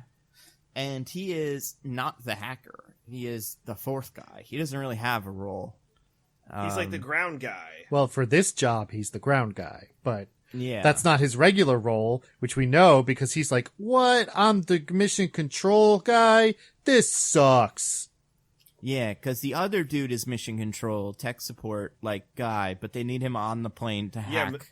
McGillicuddy. Yeah. McGillicuddy loves technology, so he has to hack the technology. And then, so that's the team. You got all four guys. They're all going to be on the money plane, except for Joey Lawrence, who's going to be slowly, or not Joey Lawrence, the other one, who is going to be slowly assembling a, like, radio relay in the middle of a field at his own pace. If he gets to it, he gets to it, okay? Stop getting on his ass about it. Yeah, that's kind of all I got. What else? What else happens in this movie? Oh, real quick. So in an interview I read with all these guys, someone brought up MacGruber, a joke, like offhanded, like big, like, oh, you had a bunch of guys and they were working on the movie, and it was like, yeah, but then they blew up in a van, like a reference to MacGruber. Sure. This is where the movie really lost me, and where I was like, oh, never mind, this movie is bad. Like, not like bad, but like not gonna be so good it's bad either. The movie rips off a gag from MacGruber. Do you guys remember this? I only know because I watched MacGruber like a week ago because it's the funniest movie ever made. It has, so the character Kunth, who is played by Val Kilmer, who is the villain of MacGruber, is like an over-the-top 80s movie villain. So he's like an artist, kind of like the Joker was in the Batman movies. And at one point, he has a henchman who he is about to kill walk in front of a painting so he could shoot him and then get the art, like the blood on the painting, and be like, oh, look at this art. They try to set this up with Mr. Grouch, where he like has two goons like walk a painting behind Edge and like, you see, gonna do some art on you, as if Edge has also seen MacGruber, and he's like, and it sucks, and it's so like they ripped off the comedy bit from the comedy movie and played it straight because they thought it would be funny as a comedy bit, and that sucks.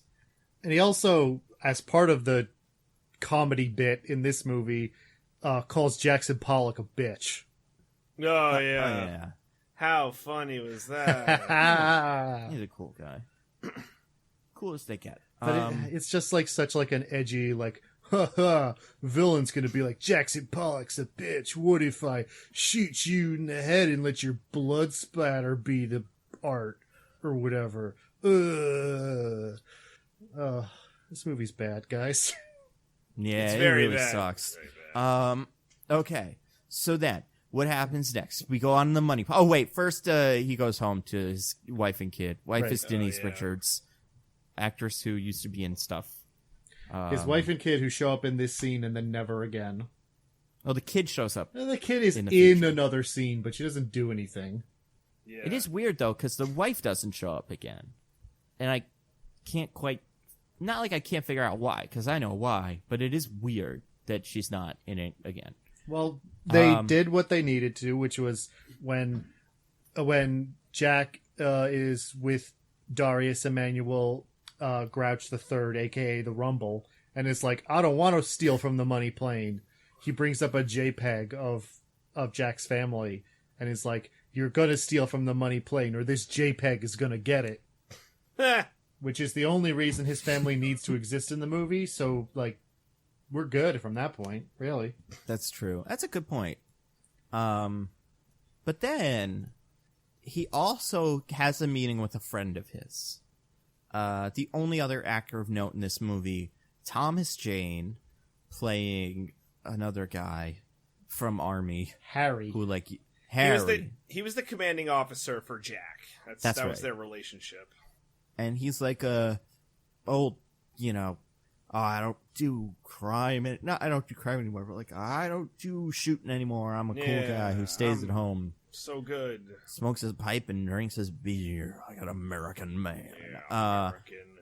And that guy, so then he's like, can you Google the guy that I'm doing a money plane job for? Seems fishy. And he's like, you want me to do that now? And he's like, no, you can give it like a night. And they go, and also he's like, also babysit my kid, because this my money play might be up to something. And then pretty much the money planing starts. Yeah, it sucks. The money plane sucks. It's so terrible. Like it's also horrible because Edge has no charisma and is so awkward in this movie. He brings nothing. Like once we get to, like, money planing, like I don't know if like the person he was impersonating was like a black void of charisma. Well, I guess no one ever met him, so it didn't matter. But yeah, thank God he didn't have to impersonate someone who was like known as a high stakes gambler with a witty personality. It's like, oh no, just some internet fucking human trafficker who's dead. So yeah, I mean, like I was saying before, Edge constantly looks surprised that whoever he's talking to is in front of him. Yeah. And he's also, like, awful at cards, obviously. Oh my god, okay, can we talk? I don't know, was it? I don't either. I thought it was a front so he could lay down so he could go steal the cockpit. He could just lay down. They said they have beds for that purpose if you need it. You don't need to lose a hand of poker. He had to seem stressed out, right? Like, no one would believe he just had to lay down, you know what I mean? Like, then just, like, wait. So, so if he won, would he not have wanted to do that? Yeah, because it wouldn't have been believable because he was doing so. Who goes to lie down after they're winning poker so well, right? Right. Also, like, okay. You can guys, you can tell this is when DJ had finished his sandwich because this is when he starts really paying attention. Oh, also, there's, okay, we also kind of get, like, quick introductions to the other members of the money plane. The other money plane nets. Oh, the gamblers, yeah. The gamblers, yeah. Do you guys remember what their deals are? Start with the one who has the most lines. He's a scummy guy. He had the gold chain on. The arms dealer guy. He sold nukes to Iran. He made them nuclear capable. One guy. The thing that they are not, and are not trying to be at the moment. Well, you know of. It's the future, Diggins, so by now they are and do. Yeah, that was a futuristic money plane they were on. And they, but then, here's the other one. He has also has an accomplice or something? He has a handler. Yeah. Similar. He has his own McGillicuddy.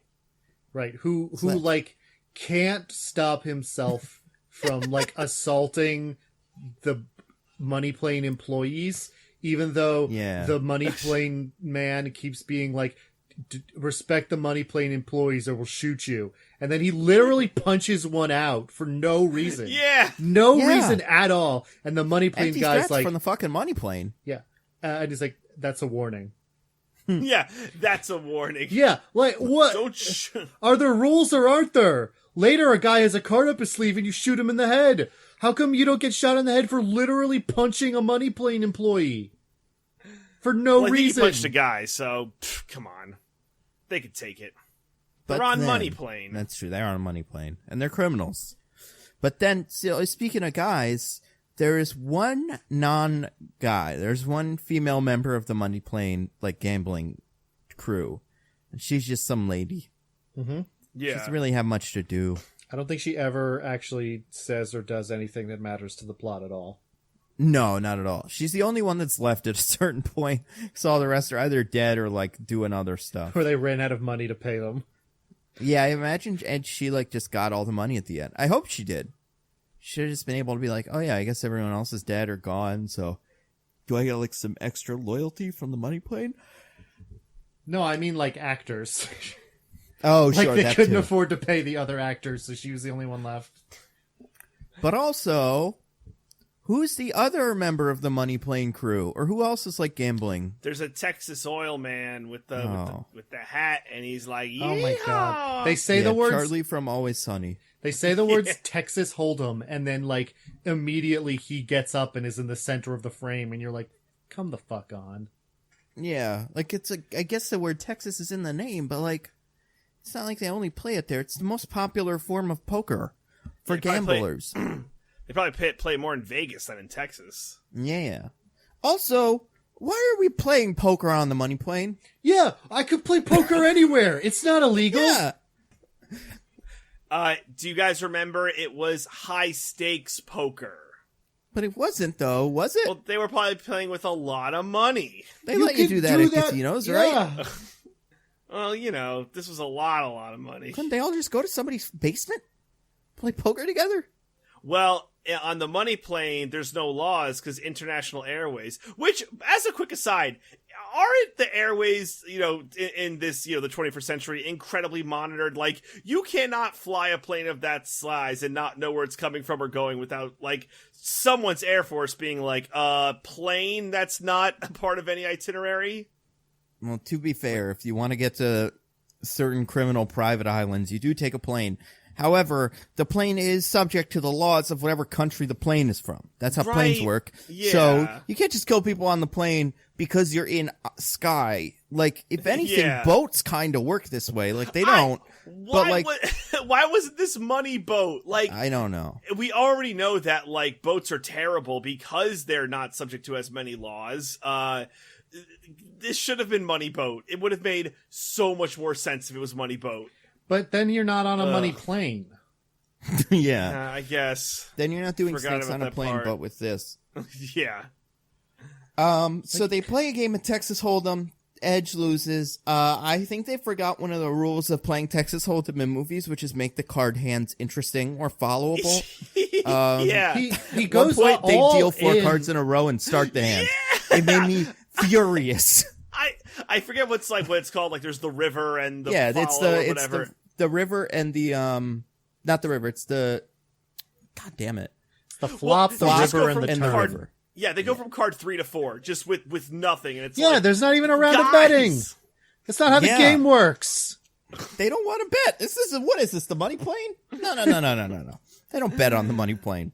Oh God. And they bet money in chips, I guess. Which, Yes. like, sure. Then why do we have the bands? I don't know. But, well, maybe they're like, yeah, I want to play with chips. I want to have a bit where I scoop up all the chips in my arms like a cartoon. I think the band turns into chips. Yeah, Like I assume magically? it's like, if you go to a casino, you can, like, buy chips with money, right? Well, yeah, I think. that's how it works. Yeah. Right. But, like, with credit, like, you go to, like, you can go to, like, a guy and then you give him, and they give you chips. Like, it's like that, I guess. But, because the band will come in later, but again, the band doesn't matter. It's not like the other movie we did recently where, like, the money will be deposited to your account immediately. So it's, you know, like, the money should be deposited to their accounts immediately, but it's not, because they would just get it when they leave the plane, because it's in cash for some reason. I still don't get the cash, but No, me neither. so they can roll it up for cocaine. Then Edge leaves. He's like, I'm so tired. I'm going to go do something else. McGillicuddy, you take over. McGillicuddy's character is surprised by this, which is why I think this is, like, not the way the plan was supposed to go. I don't know what McGillicuddy thinks is going to happen in this plan. But the only funny gag of the movie starts here, which is McGillicuddy wins everything he plays, no matter what, for no reason. Well, especially the first one, which is, like, phenomenal. Do we want to talk about that one? Yeah. Okay, all right, cool. Go ahead, DJ. Yeah, I'll take this. Sorry. All right, so the Texan is so happy that he won Texas Hold'em. He's like, yeah, I'm a Texan. So they just, say, oh, Mr. McGillicuddy, would you like to play the next game? And he's like, sure. And it turns out the next game is Russian roulette. I think they even go like, the next game is roulette of the Russian variety. That's right. He also, before McGillicuddy agrees to it, the Texan guy is like, now I'm from Texas, but I also like a round of vodka. Oh my god. This would be a great reveal if not in the trailer, although I guess I don't know how many people watched the Money Plane trailer. Oh, I didn't watch the trailer, and I hated this reveal. I sent you guys the trailer. You didn't watch it? I watched I know, it. but I didn't want to watch it. Like I watched a little bit of it, and I was like, okay, we'll do this. And then I was like, but I want to be surprised by it. Because the Money Plane is for betting on fucking alligators. That's the one explanation we're ever given. It's not on you fucking the alligator. It's not if you want to do a crime in the air for fun. It's if you want to bet on someone doing the crime. Wouldn't you just assume there would be other people to play Russian roulette and you would bet on them? Yeah, a room of guys playing Russian roulette. Like, what is... none of this gels with anything. Like, there's no rhyme or reason to any of the games. But then, yeah, so we play Russian roulette. How's it go, DJ? So I forget the exact sequencing, but basically, sets up the first one with one round the chamber, and they put odds like 20-1. Which what? Yeah, that's not. It's 6-1, guys. This isn't hard. What do you like? I get why the Money Plane now has just bags and bags of cash. It's gonna go broke betting on Russian roulette. Well, no, it's even simpler than that, because the bet is this one going to, is he going to shoot himself with this next bullet? It's which one of them is going to win, which is pretty much just straight up 50-50, because they each get 3 chambers. That's true. Is it? But to be fair, the cowboy does treat this as some game of skill that he knows the secret to. Now, I think he says at one point he has survived games of this on past Money Planes. Yeah. Like, he's used to this. Yeah. So he's like the Money Plane Russian roulette champ. So they're like 20-1. This guy, he can't lose. He's just so good at Russian roulette. They got a hot hand on Russian roulette. And they get 20-1 odds. Which you take those in that scenario. Absolutely. They're the best. You take the 20. It's like you can it's an insane, like, what is 20-1? What is the payout on? McGillicuddy shooting himself? Because I don't know a lot about Russian roulette. I feel like the odds are pretty similar, unless you're the first guy. That's the only way the odds are skewed. After that, the odds kind of do a lot of jumping around. But when no one has fired the gun and then you're the first guy to fire it, odds pretty bad for you. And then they're narrow. At no point are they actually the first shot statistically is your best chance of not being shot, because it is the lowest probability of having the bullet. Yeah, that's a good point. Right, so the way this goes is apparently because Texas Man won Russian roulette, he does not have to fire first, but he wants to because he's cocky. So this goes back and forth. They're throwing the gun back and forth. McGillicuddy's but he wants to. But the house, what they refer to themselves The in the Money Sopranos Plane, guy is yeah. He's no, but you have to go first. Those are the fucking rules. And what is the Money Plane without rules? Eventually, Texan gets annoyed. And it just be an anarchy plane. Yeah. Eventually, Texan gets annoyed and then just decides to shoot himself with the gun, and he kills himself. And it's weird. It's really weird. I don't planes, right? They're gun proof, I assume, at least mostly. You're probably not supposed to shoot guns in the plane. Oh, you well, shouldn't. It's a pressurized cabin, so So explosive decompression, like you see in movies when they shoot out the windows, that's not real. However, decompression is. So you would lose all the pressure in the cabin and would probably die. Yeah. But they've done this before. I guess. But this is why, Nando, to your point, that the Russian roulette should be a room of like 6 guys or however many guys playing Russian roulette. Like, Jesus. Like, McGillicuddy should play against the other guy's dude. Like, the other dude who brought it to you. They should be the roulette tees, and the other people should be, like, betting on him, but, like, you wouldn't bet on Russian roulette. It's not an interesting betting thing. It's based on a game that you do bet on, roulette, because of how it's constructed. The fun part of Russian roulette isn't the betting, it's the murder. But he does murder. So the Russian, or the oil banker guy, oil baron, whatever, he dies. He is exploded. That is one Lawrence down. And then it's like, okay, let's go to the next room for some more fun games. Let's go to the betting room. What is in the betting room, guys? Or the book room? The sport bunch book. Of fucking couches. Yeah, just like a little lounge. You'd assume it's the waiting room for the real room. It doesn't look nice at all. No. Again, I've seen Qatar Airways commercials that look much nicer. I mean, they say in the interview when they're talking about making this movie that they literally had to film the like scenes that were shot. Like they would shoot a scene because that part of the plane was finished. So like this was the best they could do. It's just kind of sad. Do you remember? Sorry, just real quick. Do you remember in Fast 6? I think it's 6 or 5. Tyrese's plane that he's on. Yeah. Like get that plane. That plane looked nice. Or the plane that Cypher was on in 8. Yeah. Also, oh nice my god, plane. that plane was so nice. And like technology plane, or like any plane from a movie with planes. Like every time a plane has been in a movie with luxury, it has been a nice plane. There's big ones. The plane from Snakes on a Plane is a bigger one than this. Like, it's a small plane, too. Like, your head could hit the ceiling on this plane.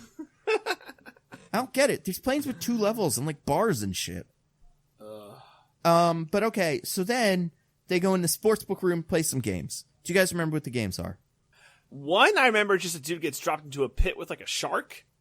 No. Is that not one? Okay. Well, there's a guy that gets dropped into a pool, but it's not with a shark. The first one, but it's also not the first one. Yeah, go ahead. The first one is they drop a dude in a room with a cobra, and they bet on how long he'll live. That's right. They don't tell Mr. McGillicuddy what they're betting on. He's just like, give us a number. Yeah. And he says, how much? And then he goes like 20 million. No. You're not betting with money. You're betting with time. No, he says he'll pick the blue corner. And they're like, oh, very funny. Very funny. It's how long it'll take. And he's like, 17? Yeah. It's this whole recurring bit where somehow he always just misses the explanation of what they're betting on. Yeah. Which you think he could be like, I mean, the money plane is, in theory, like, they're the clientele, and this is a service the money plane is providing for them. I don't think they would be mad at him if he was like, can you explain real quick? I missed it. Yeah. Like, I really hate Mr. McGillicuddy, even though he does start becoming chummy with the bouncer guy who's like really impressed. Oh, Mr. McGillicuddy, you again. You're so good. So yeah, 17 minutes or 17 seconds or whatever, however long it takes. The guy does die eventually, and Mr. McGillicuddy wins.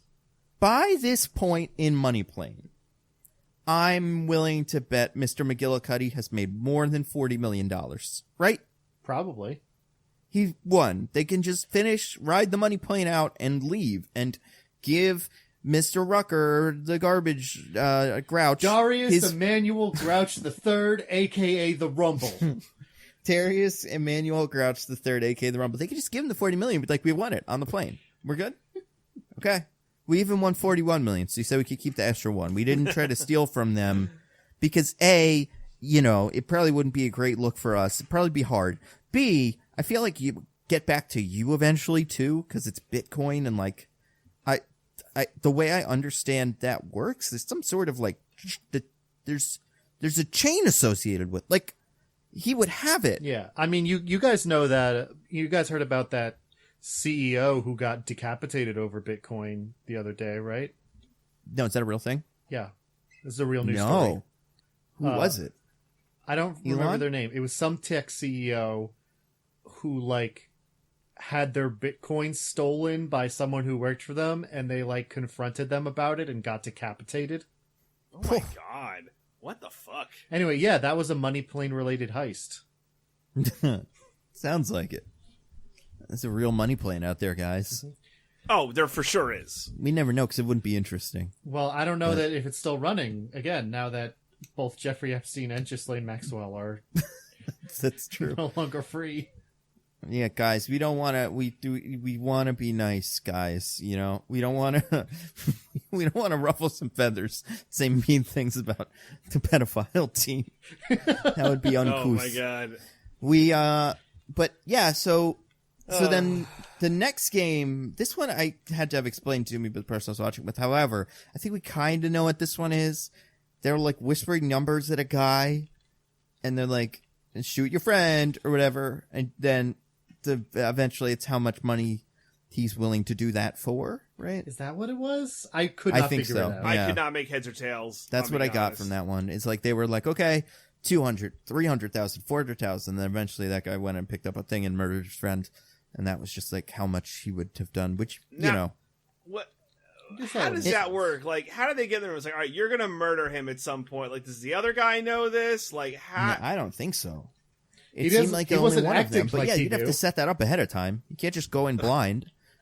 Also, we were told by Kelsey Grammer that you could bet on anything you want, but it seems like you could bet on the pre-assigned games that the money plane is set up. Like, if you wanted to go, hey, I want to bet on a man fucking an alligator because someone said I could, they'd be like, what the fuck is wrong with you? We don't have that. No, they'd be like, We're not oh, gods." sorry, that was last week's money plane.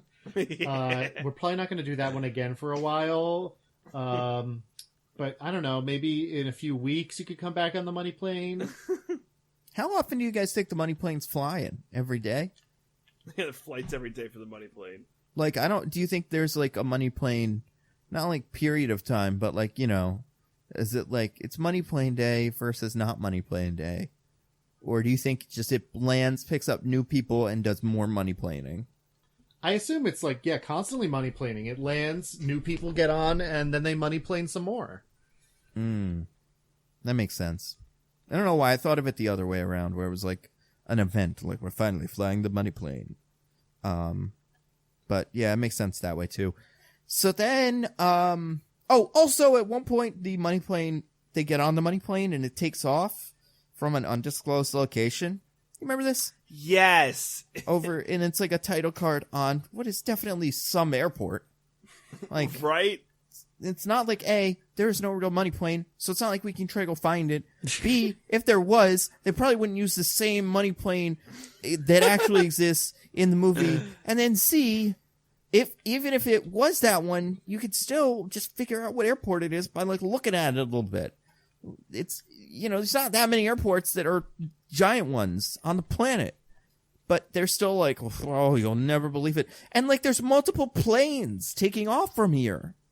I assume this is just in a field somewhere, you know? Do you have to go through security in fucking LaGuardia to get on the money plane? Well, apparently if you do, they managed to sneak some guns through, but then the money plane security was too good. So it was a very narrow band of how good they were at sneaking guns that they could get it through LaGuardia, but not through money plane. Also, like, put a gun on money plane. Who cares? One of the parts of money plane is gun. Like, you could do whatever you want. Just shoot people on the money plane. Who gives a shit? And in fact, they go through all that trouble to make sure they not have guns, and then in the Russian roulette, they just give them guns. Yeah. Take over the money plane with the gun.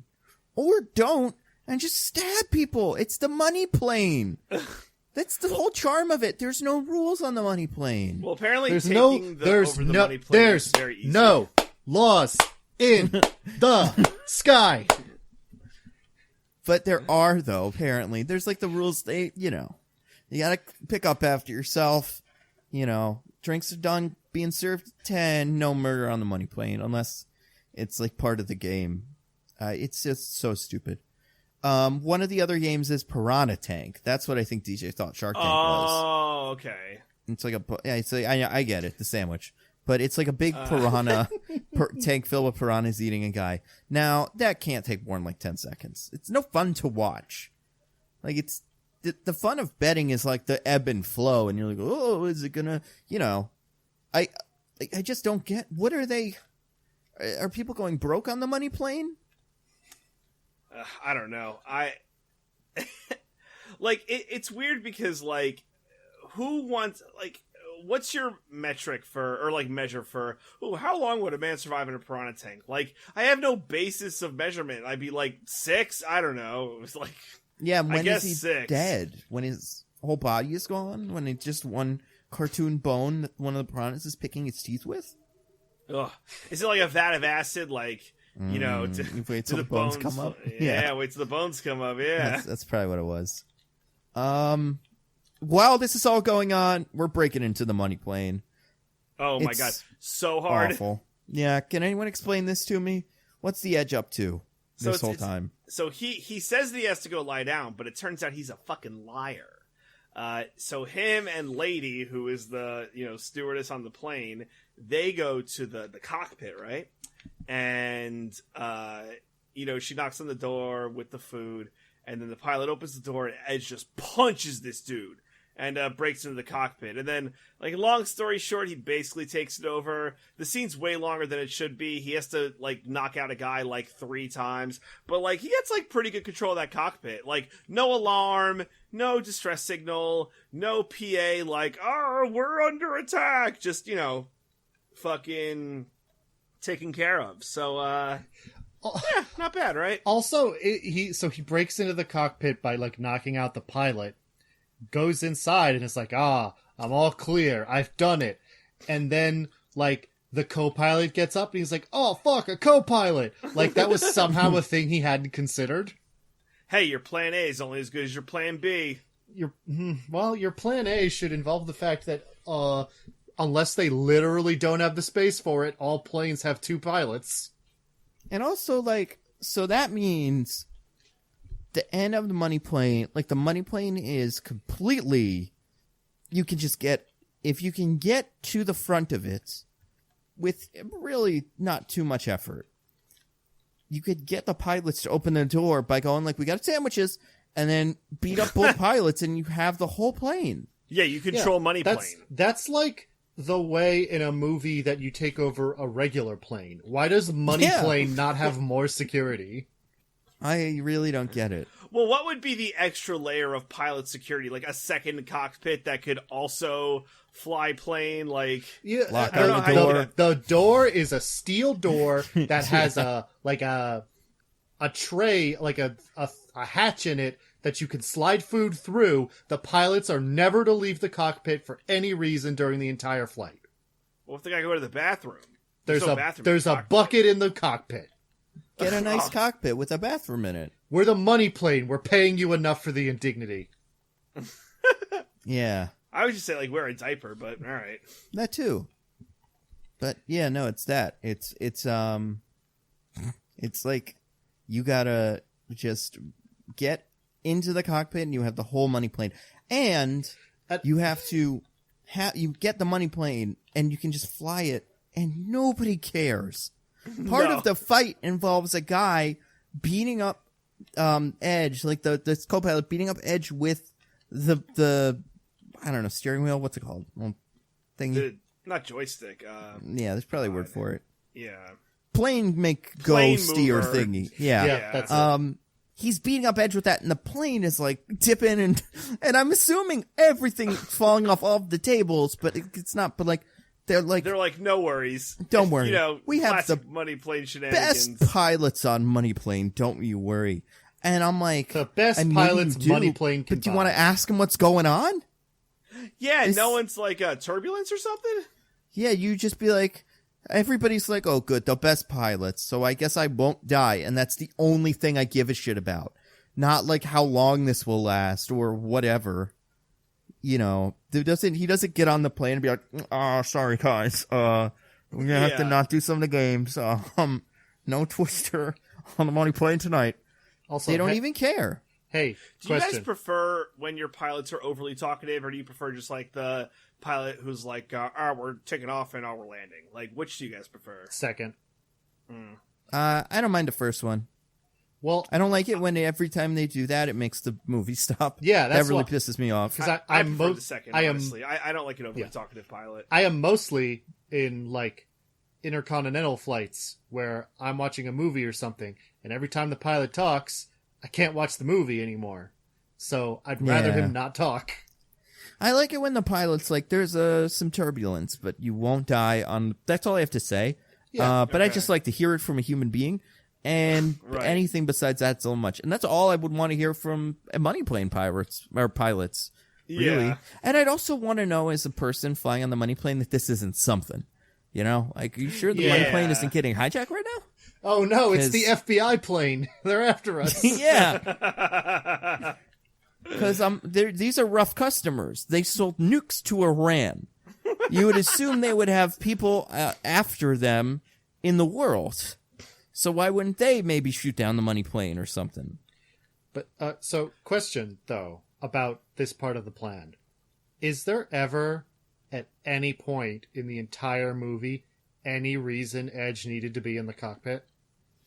No. So yes and no. Unless he can fly. I don't know. No, so at one point they do a double back because it takes too long to send the window they have to send the crypto to the other guy who we haven't gotten to, but it doesn't matter, is like so short that he has to like put the plane into first gear or something. Like he's got to really take it down a notch so that they could stay in that window now. I mean, the answer is yes, because the actor didn't want to stand up for his movie. But B, that's the meta or intertextual like reason is they need someone to slow the plane down so that they could get the wire transfer from the ground. I don't know.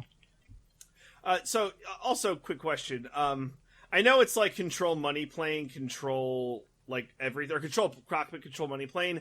That plane does have to land eventually. So let's say Yeah. you take over the cockpit. They're gonna be like, "All right, bro, you're dead when we land this thing. Like, unless you're gonna suicide crash all of us, like you're fucked." Right? And yeah, it's like, okay, so you probably could try to parachute off the money plane. It's a good call. But if you don't, or like, if there aren't parachutes on the money plane, yeah, you just have to like stop the money plane, land it, and then just like jump off and roll out into Yeah. a ditch and hope they don't find you. But yeah, like when they find out later that Darius, or not Darius, whatever, what's his name? Jack. No, the bad guy.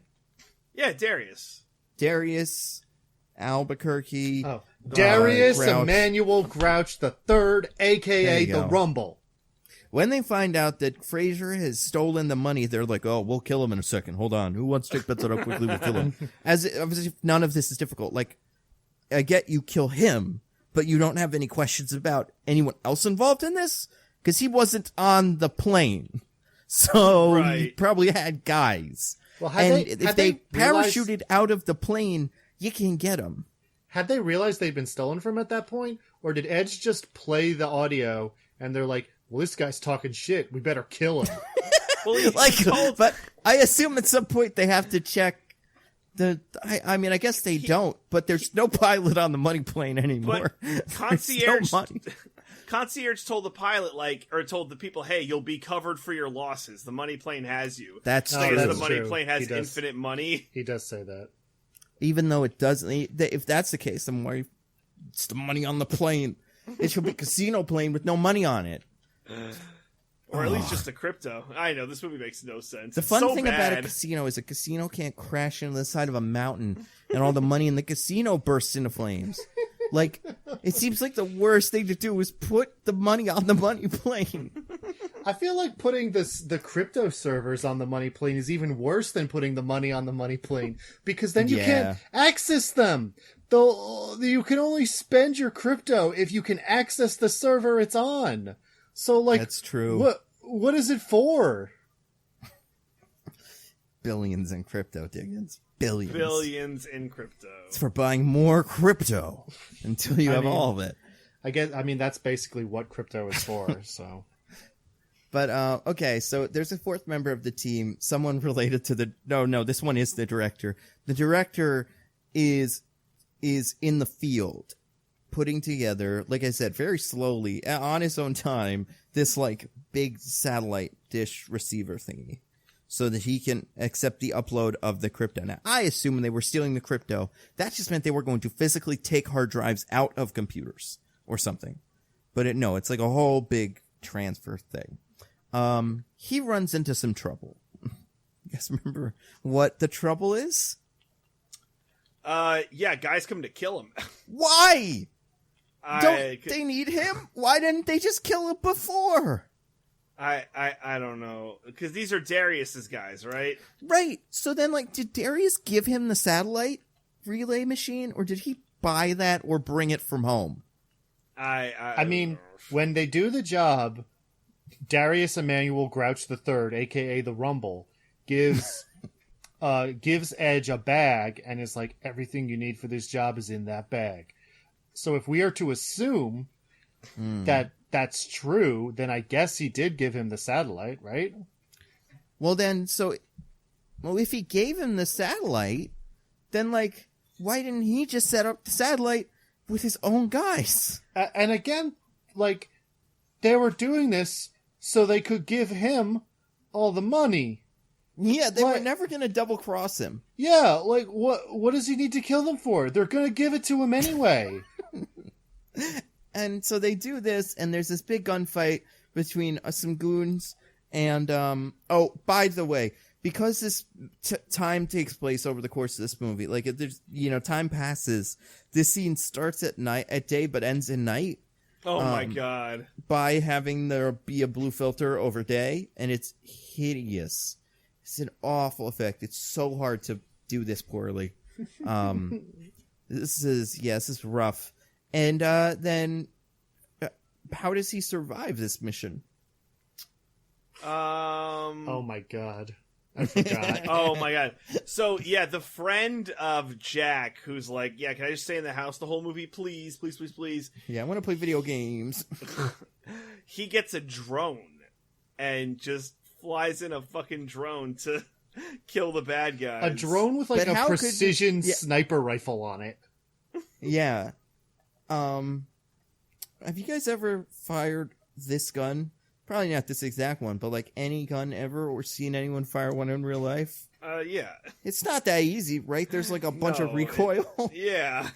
Yeah, there's a bunch of recoil on a big, like, 200-pound person, let alone a tiny little drone. A little fan, plane. It'd be funny if he just had the thing, the drone comes in, and there's, like, really cool triumphant, dun, dun, dun, dun, dun, dun, dun, and then it lines up, and you see, like, from what's-his-name's perspective, like, pulling all kinds of knobs and circles lining up with circles, and then the thing just fucking explodes into the distance. It doesn't work that way. Or, like, it shoots the gun and then the drone flies 500 feet in the other direction, crashes into a mountain. Several backflips, completely misses the guy it was shooting. Oh my god. Because, you accidentally fly a drone like that into a lamp and the drone is broken for good. Like, and his is pretty cheap at that. There's fancier, more, like, ones that are for, like racing and shit. They don't have that drone. They have your base drone. $60 a Walmart drone.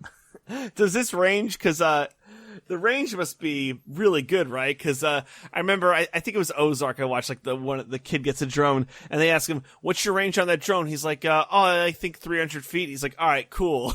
I'm thinking, they should use this drone to get the crypto.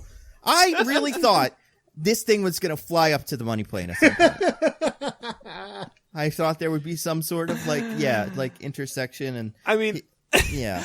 Unless this guy's house is in the middle of the woods where the director set up the satellites, probably could do that. Probably could fly right up to the plane with a drone. Would have been funnier if Thomas Jane, the Punisher, like, that they open the door and he's there, and it's like, you were outside of the plane? He's like, I had a little help from the little daughter flying the drone. Then he takes the gun out of it. But yeah. This is just like Robin Hood. Oh, God, the metaphor. Oh. Sorry, can you explain that, DJ? Yeah, I forgot about that. Right before Jack leaves for his job, he's reading a bedtime story to his daughter. And so the book is Robin Hood. And he's like, and that's the story of Robin Hood. So she goes, it's okay to steal as long as they're from bad people. And Jack goes, well, they'd have to be some really bad people. Can I steal candy from the bully at school? Sure, honey. Sure. As long as you share it. Yes, as long as you share it. Do people read Robin Hood to their kids? Well, People, that doesn't feel like a bedtime story. It's also not... I mean, there are, obviously many different tellings and collections of the story of Robin Hood, but it's not yeah. It's like a legend. It's not a singular book that you can refer to. There is no canonical text for Robin Hood. Well, I mean, they made the new movie with, what's his name, Taron Egerton. That's probably the closest we've ever gotten That's to the perfect book. Robin Hood. Yeah. So keep that in the back of your head, folks. It might be good if people steal from bad people. Now I know what you're thinking. But only These if guys they are give it away. These guys are stealing from money playing guys who are all the worst, so it's okay. There was never... I don't understand... he already wants to screw over, what's his name? Darius Jones. Darius whatever, Emmanuel Grouch III, a.k.a. the Rumble. Yeah. So he also already wants to screw him over. But, I guess I see what he gets, where they go with that, but I don't think it makes very much sense. Also, there's some fighting. It's not very good in hallways, mostly, between the girl and all of the goons, the other money playing attendees. They're all creepy.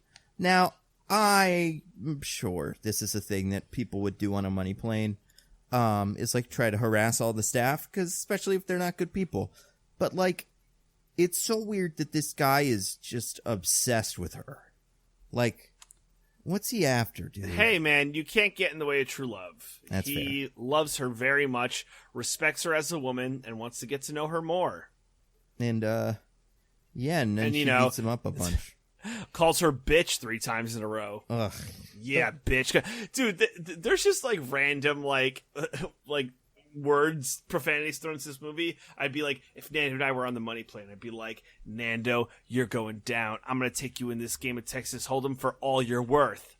Asshole. Yeah. It's so really Also, the money plane sucks. At one point, It's so lame. At one point in their fight, also her with the creepy guy, who's being creepy to her all the time. He tries to choke her, but she moves his hand down so he's groping her instead. Yeah. And that was real weird. It's weird enough to put him groping her in the movie, which is why? Who is this for? But to also have it so she's the one who makes him do it? Why? Well, for then what it's reason? She's in control. Yeah, she's a strong because woman. She's a woman with power. Exactly. So she's deceiving him with her sexiness Yes, this to is then kick him in the stomach after he grabs her boob. So the This has person become that more he has feminist than decided, if it wasn't this. so the person he's decided is bad, and is going to kill and is literally trying to choke. When suddenly his hand is on her boob, he gets so turned on that he can no longer focus on trying to kill her. Is this what we're going with? Oh my god. You ever, you know what it's like, Diggins? If you're ever watching a movie while trying to eat a sandwich, sometimes the task gets you so confused, you forgot which thing you were originally doing, and then you're just totally flat-footed. Oh So, my god. I hope that's what what it's like. was written into the scene. React as if sandwich quibbing. I know exactly what this means, Mr. Lawrence. This will be a one-take action scene for me. By the way, that's good because they're all one take. Yeah, we only have enough film for one takes. sir, is it a digital? Yeah, shut up. I only bought a terabyte hard drive. Yeah. By the way, you want to talk about a movie that would have benefited from Quibi? This movie, I'm convinced, would have been better on Quibi. 8-minute segments. Maybe. Little, like, cliffhangers at the end of each part of the money plane. Would have been so much better. Then you could, like, organize it by games or something. Yeah. Forcing this movie to be organized around anything interesting would have been fine. Now, I don't think that's necessarily what happened in the most dangerous game. But hypothetically, if you want to serialize the movie, this is kind of how you do it. Also, there's a raid at the house. I don't know. Oh why. yeah, what's that? What? Oh god. So does Darius Emmanuel Rucker the third, AK not Ruck? Jesus Christ. Grouch. Darius Emmanuel Grouch the Third, aka the Rumble. This feels like our version of person, man, woman, camera, TV. That's what I feel like. Well, I'm not getting the extra points. Yeah, I just want you to I'm guys nowhere to know. close. I looked it up the first time I said it. I've done it from memory every time since, so I clearly don't have dementia. I have a hard time remembering if it's Darius Rucker or if that's the one from the movie. And no, that's the country western singer or whatever. Yeah, Darius Rucker's a country singer. That's a real guy. Oh my god. I think he sings that song Wagon Wheel or something. I've never heard any of his things. I've just he goes on ESPN a lot. Anyway, you've heard that song before. It's like something like a wagon wheel. I played at weddings. I fucking hate it. It's fine. It's a song you can sing to, and I don't like people that want a little bit of advice for weddings. Play songs you could dance to, not songs you could sing to. Songs you could sing to are boring. I agree. I'll make sure to blacklist that one. Oh, I have such a list for you then. I have I did this a while back, and that one wasn't actually on there, but it really should be. Anyway. Oh, yeah, where were we starting? Oh, yeah, Darius Emmanuel the Grouch the Third, a.k.a. the Rumble.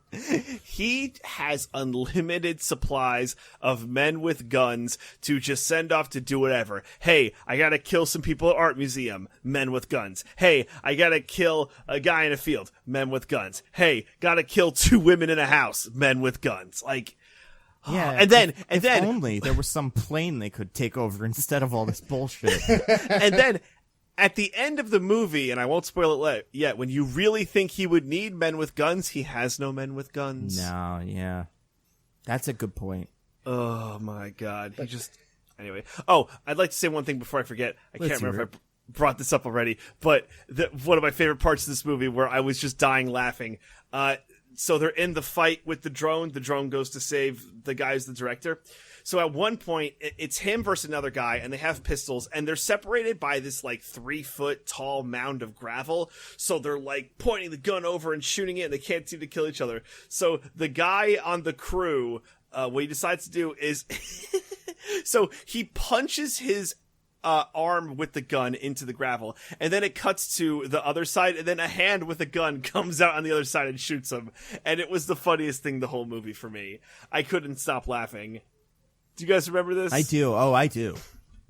It was just this would be in a comedy movie where it's oh, how do I kill this guy at the other side of this concrete wall? I know, just punch it and shoot, bang bang.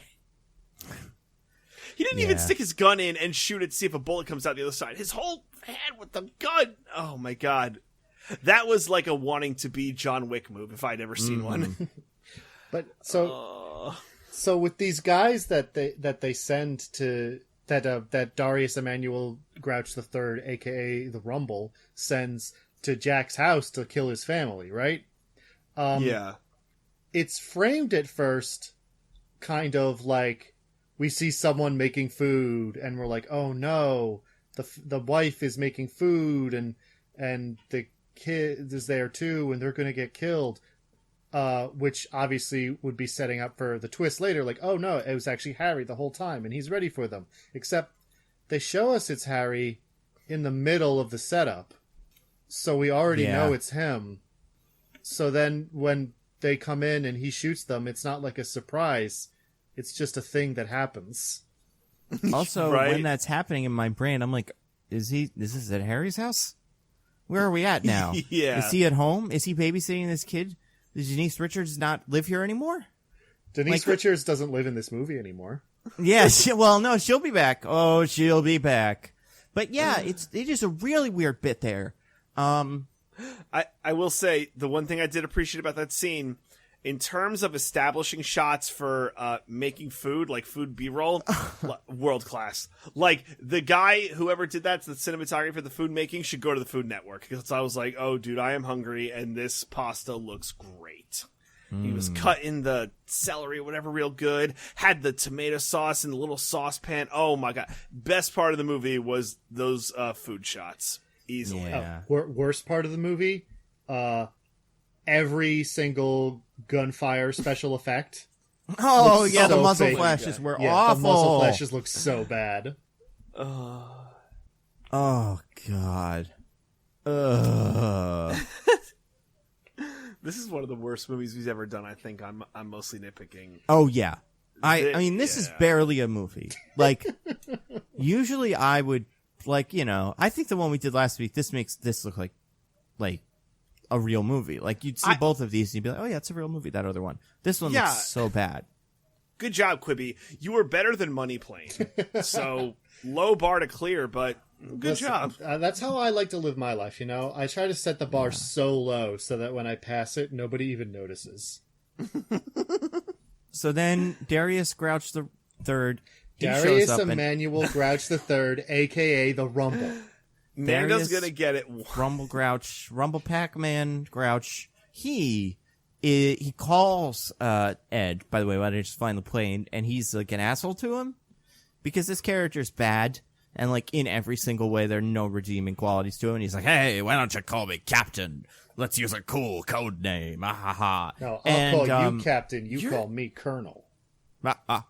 Your Kelsey Grammer is incredible. Like, guys, I didn't want to tell anybody, but I am Kelsey Grammer.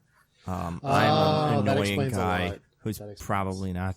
I don't know. Maybe he's nice. Who knows? I don't know. He's in 30 Rock. 30 Rock's fun. That's one of my things where, like, there's a person in a thing, and I'm always like, well, if they're in this, maybe that means they're fun. Like Conan O'Brien's in 30 Rock, and I'm like, he's fun. Hey, he's fun. Speaking of, this movie's from 30 Rock. Like, it feels in every way like I was talking to this where I wrote 4 lines from this movie from the episode of 30 Rock where they talk about the money plane. So here's how this would go. Liz says, what's this about you taking off to do a movie? And Jenna says, it's called Money Plane, Liz. And then Tracy says, I lost a bet with Madonna on the money plane. That lady can eat a lot of scorpions. And then Jack says, you have to be very careful on the money plane, Tracy. I still get calls from that alligator. That's how 30 Rock would handle the money plane. It's just, it's a real scene right out of 30 Rock. If they ever want to reboot that movie or show without all the blackface, they can put one guy in blackface if they want. I don't care. It's what they do. It's their thing. But if that show ever makes its way back into the public consciousness outside of embarrassing things it did in the past, and I guess like some weird upfront special it did recently, they should do a Money Plane episode because that universe also has a Kelsey Grammer, so he would both be in the Money Plane and probably on the Money Plane. Anyway, the end of the movie involves them screwing over Kelsey Grammer, who has already tried to murder them a bazillion times. They get all the money. They put it all in a bunch of bags. They do all the crypto. What's left to do, though, before they leave the money plane? Is to give away all the crypto to charity. Robin Hood it. So the charity... Any specific charities? UNICEF. God, what are the other ones? No, he says it in a very specific way. So, like, I think we're going to split it up among some worthy charities that fight things like human trafficking. So that's why I think it's a reveal that he now knows that guy human traffics. But that's just a guess. And then but then they also distribute the cash evenly among all the people on Earth. How do they do that? Do they just throw the money out the window? Yeah, they just kick it out of a moving airplane. They make it the true money plane. Oh my God! Can you imagine? It's all in the water or something. There's no way he's making it to any people. So, like, the conceit that we are told is that the money plane is in international air. The only place that has international air is over international water because the jurisdictions or countries go, indefinitely above their ground until they hit the until the atmosphere ends. Like, that's the law. So, yeah, they're just over the ocean when they do this. It's kind of like, just keep the money, guys. I don't care. You distributed the billions in crypto. You want to have a little bit of, something to keep your family safe. You probably owe other people money if you owe this clown 40 mil. Well, but their plan is to jump out of the money plane into to go steal the painting that I forgot about that. He originally wanted them to steal, which we don't see any of. They just say they're going to do it, and then they've done it. And then they do have it, yeah. Well, I think someone's like, I can find it for you or something. I think at some point it's kind of determined that they are going to, like, someone finagled it. I think Harry looked up where it was, actually. Yeah, something like that. But then, yeah, they do just go and get it at some point. Like, why? Who gives a shit? Do they still, like, just want this painting? I don't know. Like, are they all just gonna, like, look at it? Because they get a dealer, they got, like, an art dealer to sell it. So, like, this is how they're gonna make money off this whole thing. Just fucking keep the money from Money Plane. No one considers that. Why did they go through all these steps? And then why aren't you donating the money from the thing if that's what you're gonna do? Donate the picture money.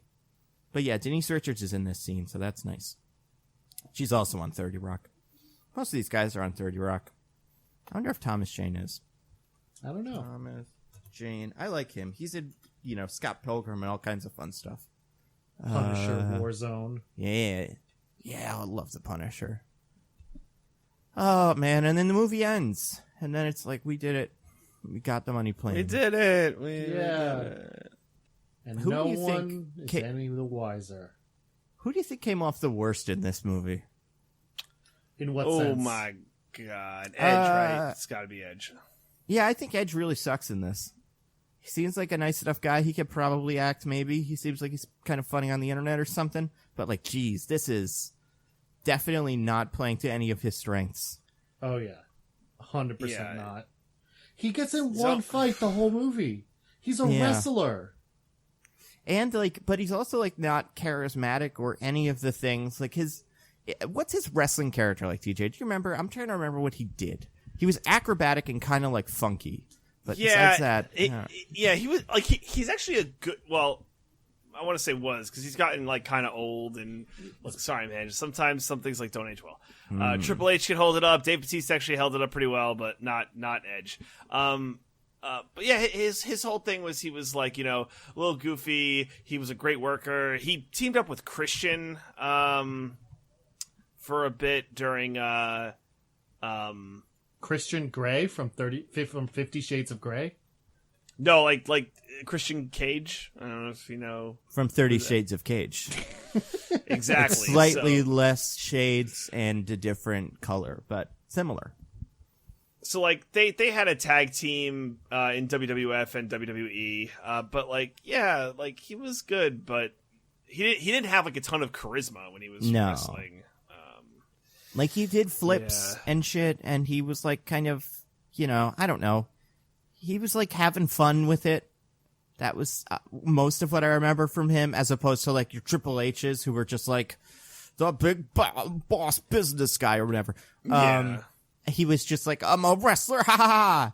I'm sure he had friends that he hated and like he had storylines and whatever. But yeah, he's not like The Rock, he's not like John Cena, where he's like the main character of wrestling for a while.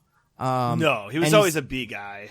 And he's not like Batista or I'm trying to think of other actors like Andre the Giant, I guess, where their wrestling thing is that they're just giant men. So you put them in a movie and they're the giant man in that movie. So yeah, he seems like he would work in an ensemble thing like Expendables or something, but he's not the main guy of a casino heist movie for all intents.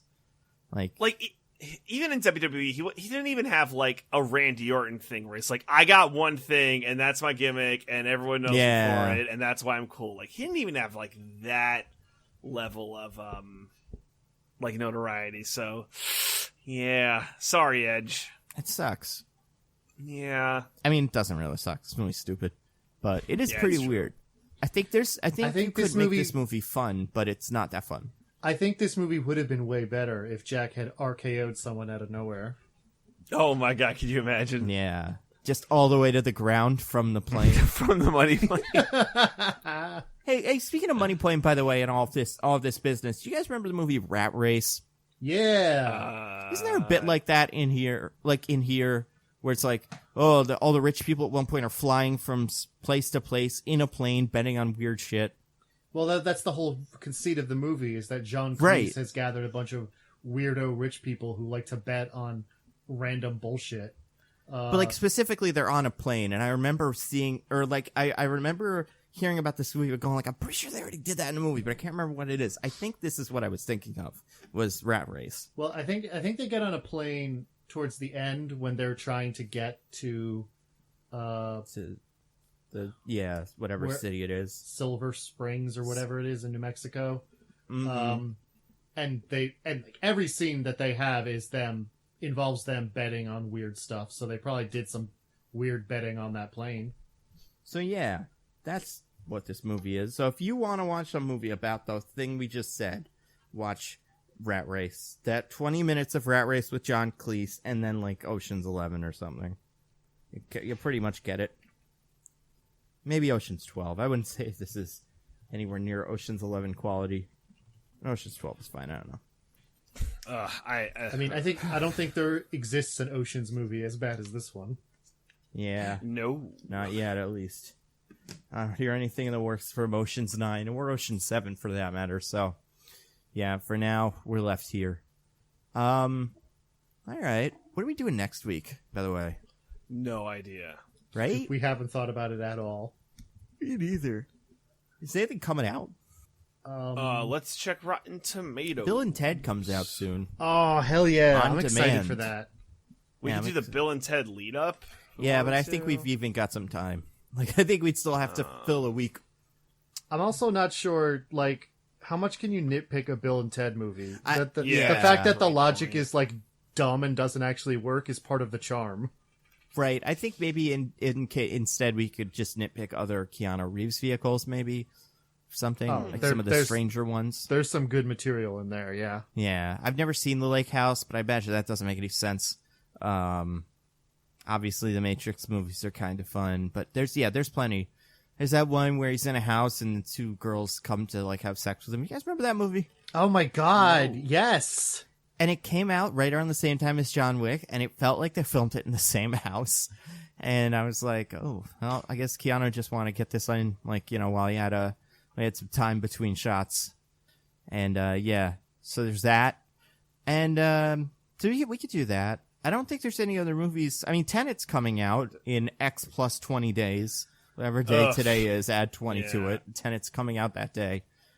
Sure it is. It's not even on the coming soon on fucking Rotten Tomatoes. So, according to according to, like AMC theaters or something, or Regal theaters, it's September 4th now. But that's not been confirmed. And now it seems like the 28th date might be overseas, because every country but ours has their shit. Well, not every country, but a lot of countries of ours have their shit together, or besides ours. So they get to see the movie in theaters like Christopher Nolan intended, and we don't, or we do, and then we just have to do coronavirus for longer. I don't know what the rules are, but it seems like that might get released overseas first. Which, hey, that's what you get. That's life. That's how it is. But before that, do you guys want to get to our classic segment? Talk about something we did kind of like, except like the opposite of Money Plane. Yeah. All right, DJ, got anything to recommend to the fine people? All right, so wow, sorry, this movie broke my brain. I am recommending. So I've been kind of trolling HBO Max, looking for different things on it, and been just like watching something light that I could watch while I eat my sandwiches. And there's a fun cartoon on there called Infinity Train. So I originally aired on Cartoon Network, but now they're putting like the next season exclusively on HBO Max. But it's from the writer, a writer from regular show, and I think he also did storyboard art for it.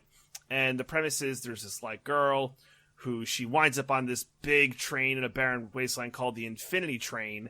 and every train car is like a different, weird, like wacky world, kind of like it. You know, it's like one of those like cartoon like anthology series where like nothing's really connected, but there's this overarching thing if she's trying to get to the front of the train, so she can like find the conductor and eventually get off the Infinity Train.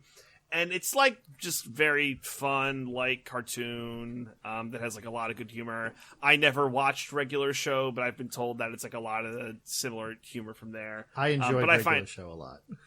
Okay, have you watched Infinity Train? No, not yet.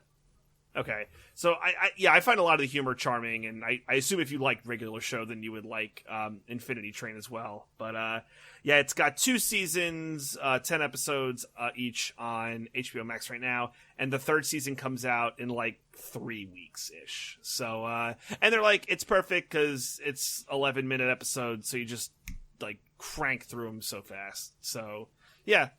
Infinity Train on HBO Max, but like also Cartoon Network. You might be able to get it if you have on demand, whatever cable things I don't understand. Get wrecked. All right, Diggins, what do you got? So I have been reading a book recently that what are those? I have been quite enjoying. I imagine anyone who listens to us probably knows about this book because it is by person that the podcast is a fan of. I think Lindsay Ellis. I think we have the same rec, kind of. Oh, okay. I'm also reading it. Yes, so it's called Axiom's End. It's by Lindsay Ellis, who does a lot of video essays on YouTube and is just generally a very smart critic. It's about... it's set in the late George W. Bush presidency.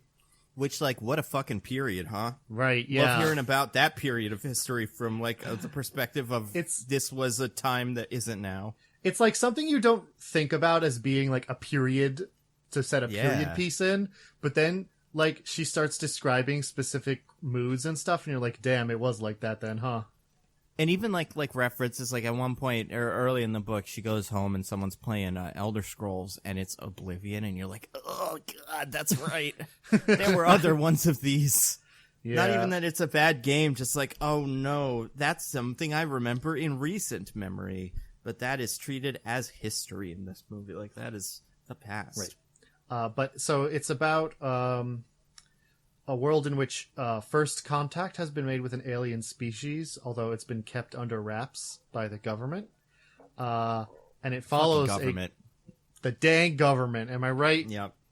It follows a girl who is the daughter of a Julian Assange type figure who runs a WikiLeaks type website, but she has no connection with it. Like, she doesn't like talk to him or like do anything he does. But she ends up, through a set of circumstances related to that, being, like, the only person on Earth who can communicate with the aliens.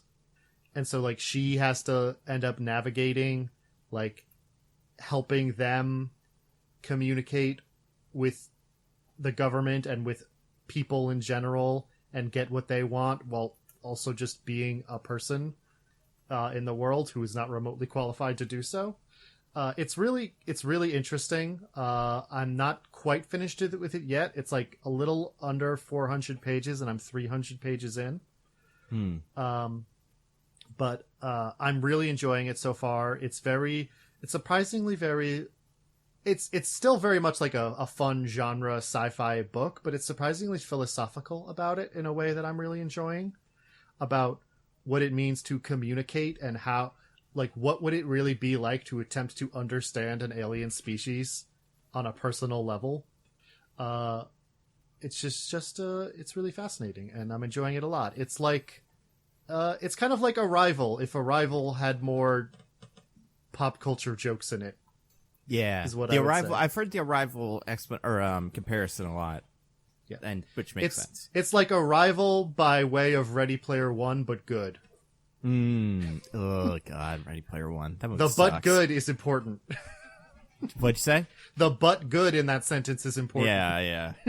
You ever excited for Ready Player 2, by the way? Oh He's my working God. on a new one. I know. No, wait, book or movie? Book. Well, book and then movie. I'm assuming Yeah. probably pretty close to each other since movie Yeah. made quite a bit of money. Yeah. Will this probably. be about the Tuesdays where the game is closed and Yep. everyone's like, I'm so fucking bored? It'll be about that woman getting her hideous scar removed so people can enjoy her beautiful face. Oh my I hope the good guys from the last movie are now the bad guys because they're the millionaires and evil people or whatever. Yeah. That's what happens. But DJ, don't you know that the bad guys in the first movie, they're called the Sixers, but we call them the Sucksors because they suck.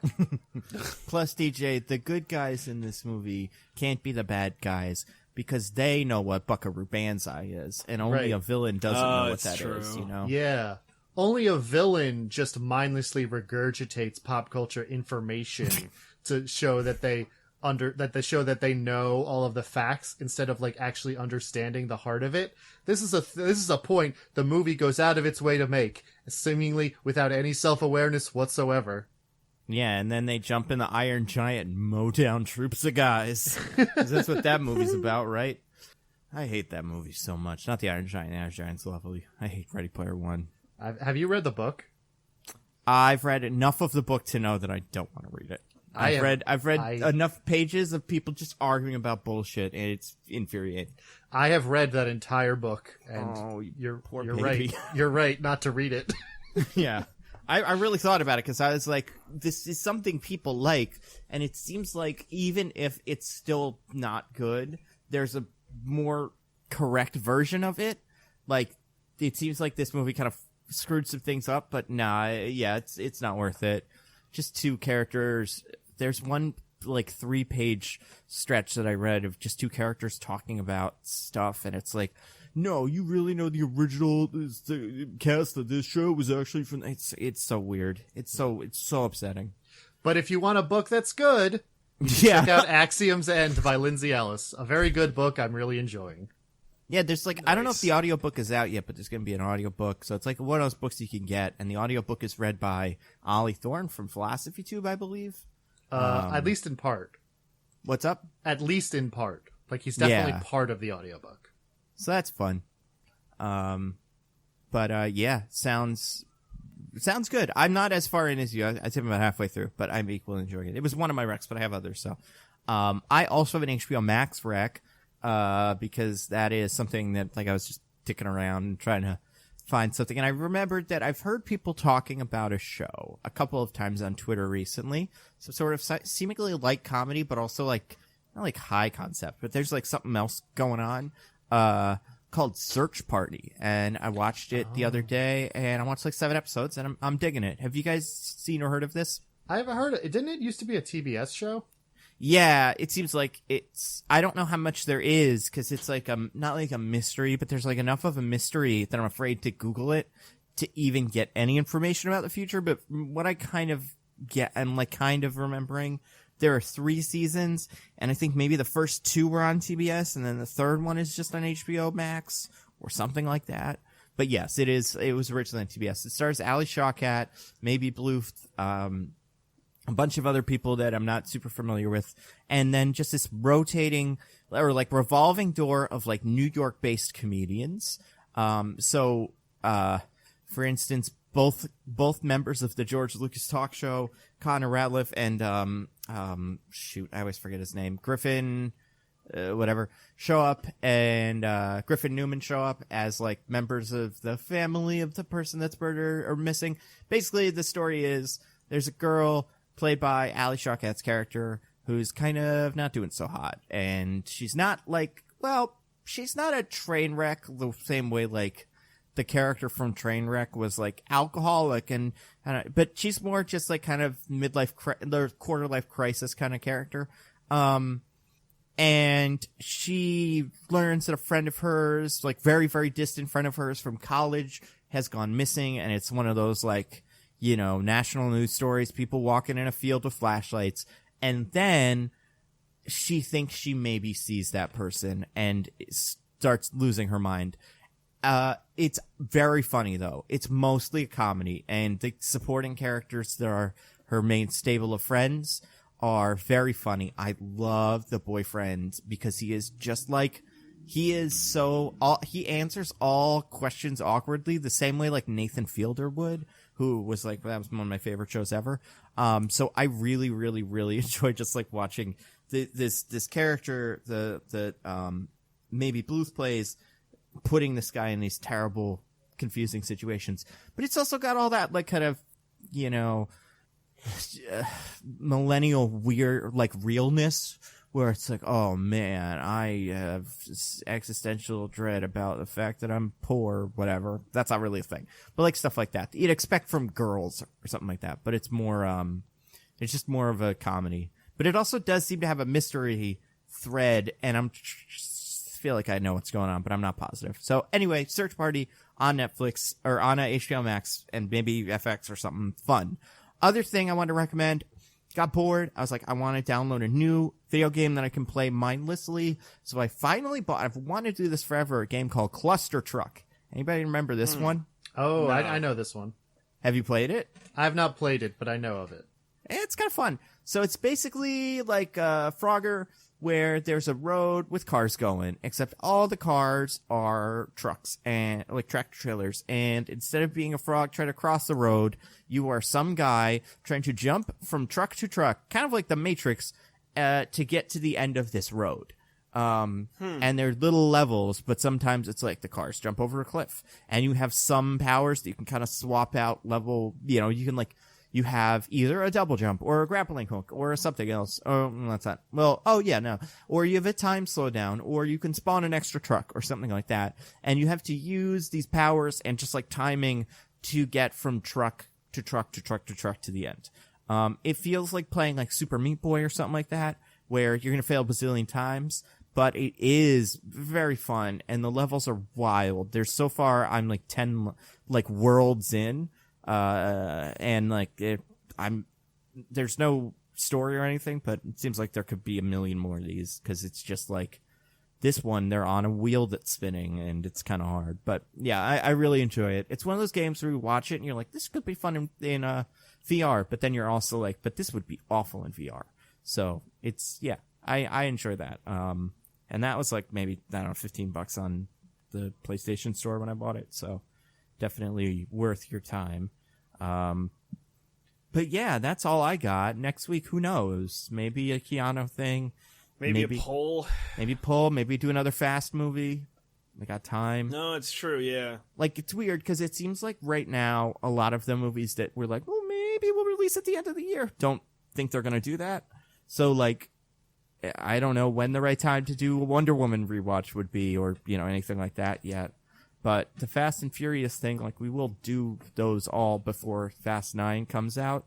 So, like, maybe it's the right time to, like, maybe we can keep doing them to fill time between when releases happen. I don't know. Oh, also, Umbrella Academy's back next weekend. That'd be no fun to nitpick, but I love that show. Very excited about that. Nice. Anybody got anything to plug? Negative, sir. Yeah. Actually, you know what? I'll throw out one for Michelle. So she's been writing for the Pop Break. The Bachelor has been doing like the greatest of all time seasons just to fill content, and she's been writing reviews for them on the Pop Break. So if you want to check those out, I read them so I don't have to watch them because I just can't be bothered. So yeah, it's worth reading if you're like into The Bachelor or whatever. So I'll throw that plug out for her. It's on thepopbreak.com. Nice. And since it wasn't up by the time the last pod was up, I'm going to plug it again. I have a YouTube video about Artemis Fowl, and it's the choices it made in its adaptation from the book, and why most of them don't work and why some of them do, kind of. I'm going to be linking that through my Twitter and probably other places. We'll see. It's just about done, so it should probably be up by the time you guys are hearing these words I'm saying right now. But I don't have a actual place for you to go yet. But it's happening. Get ready. Get hyped. It's all good.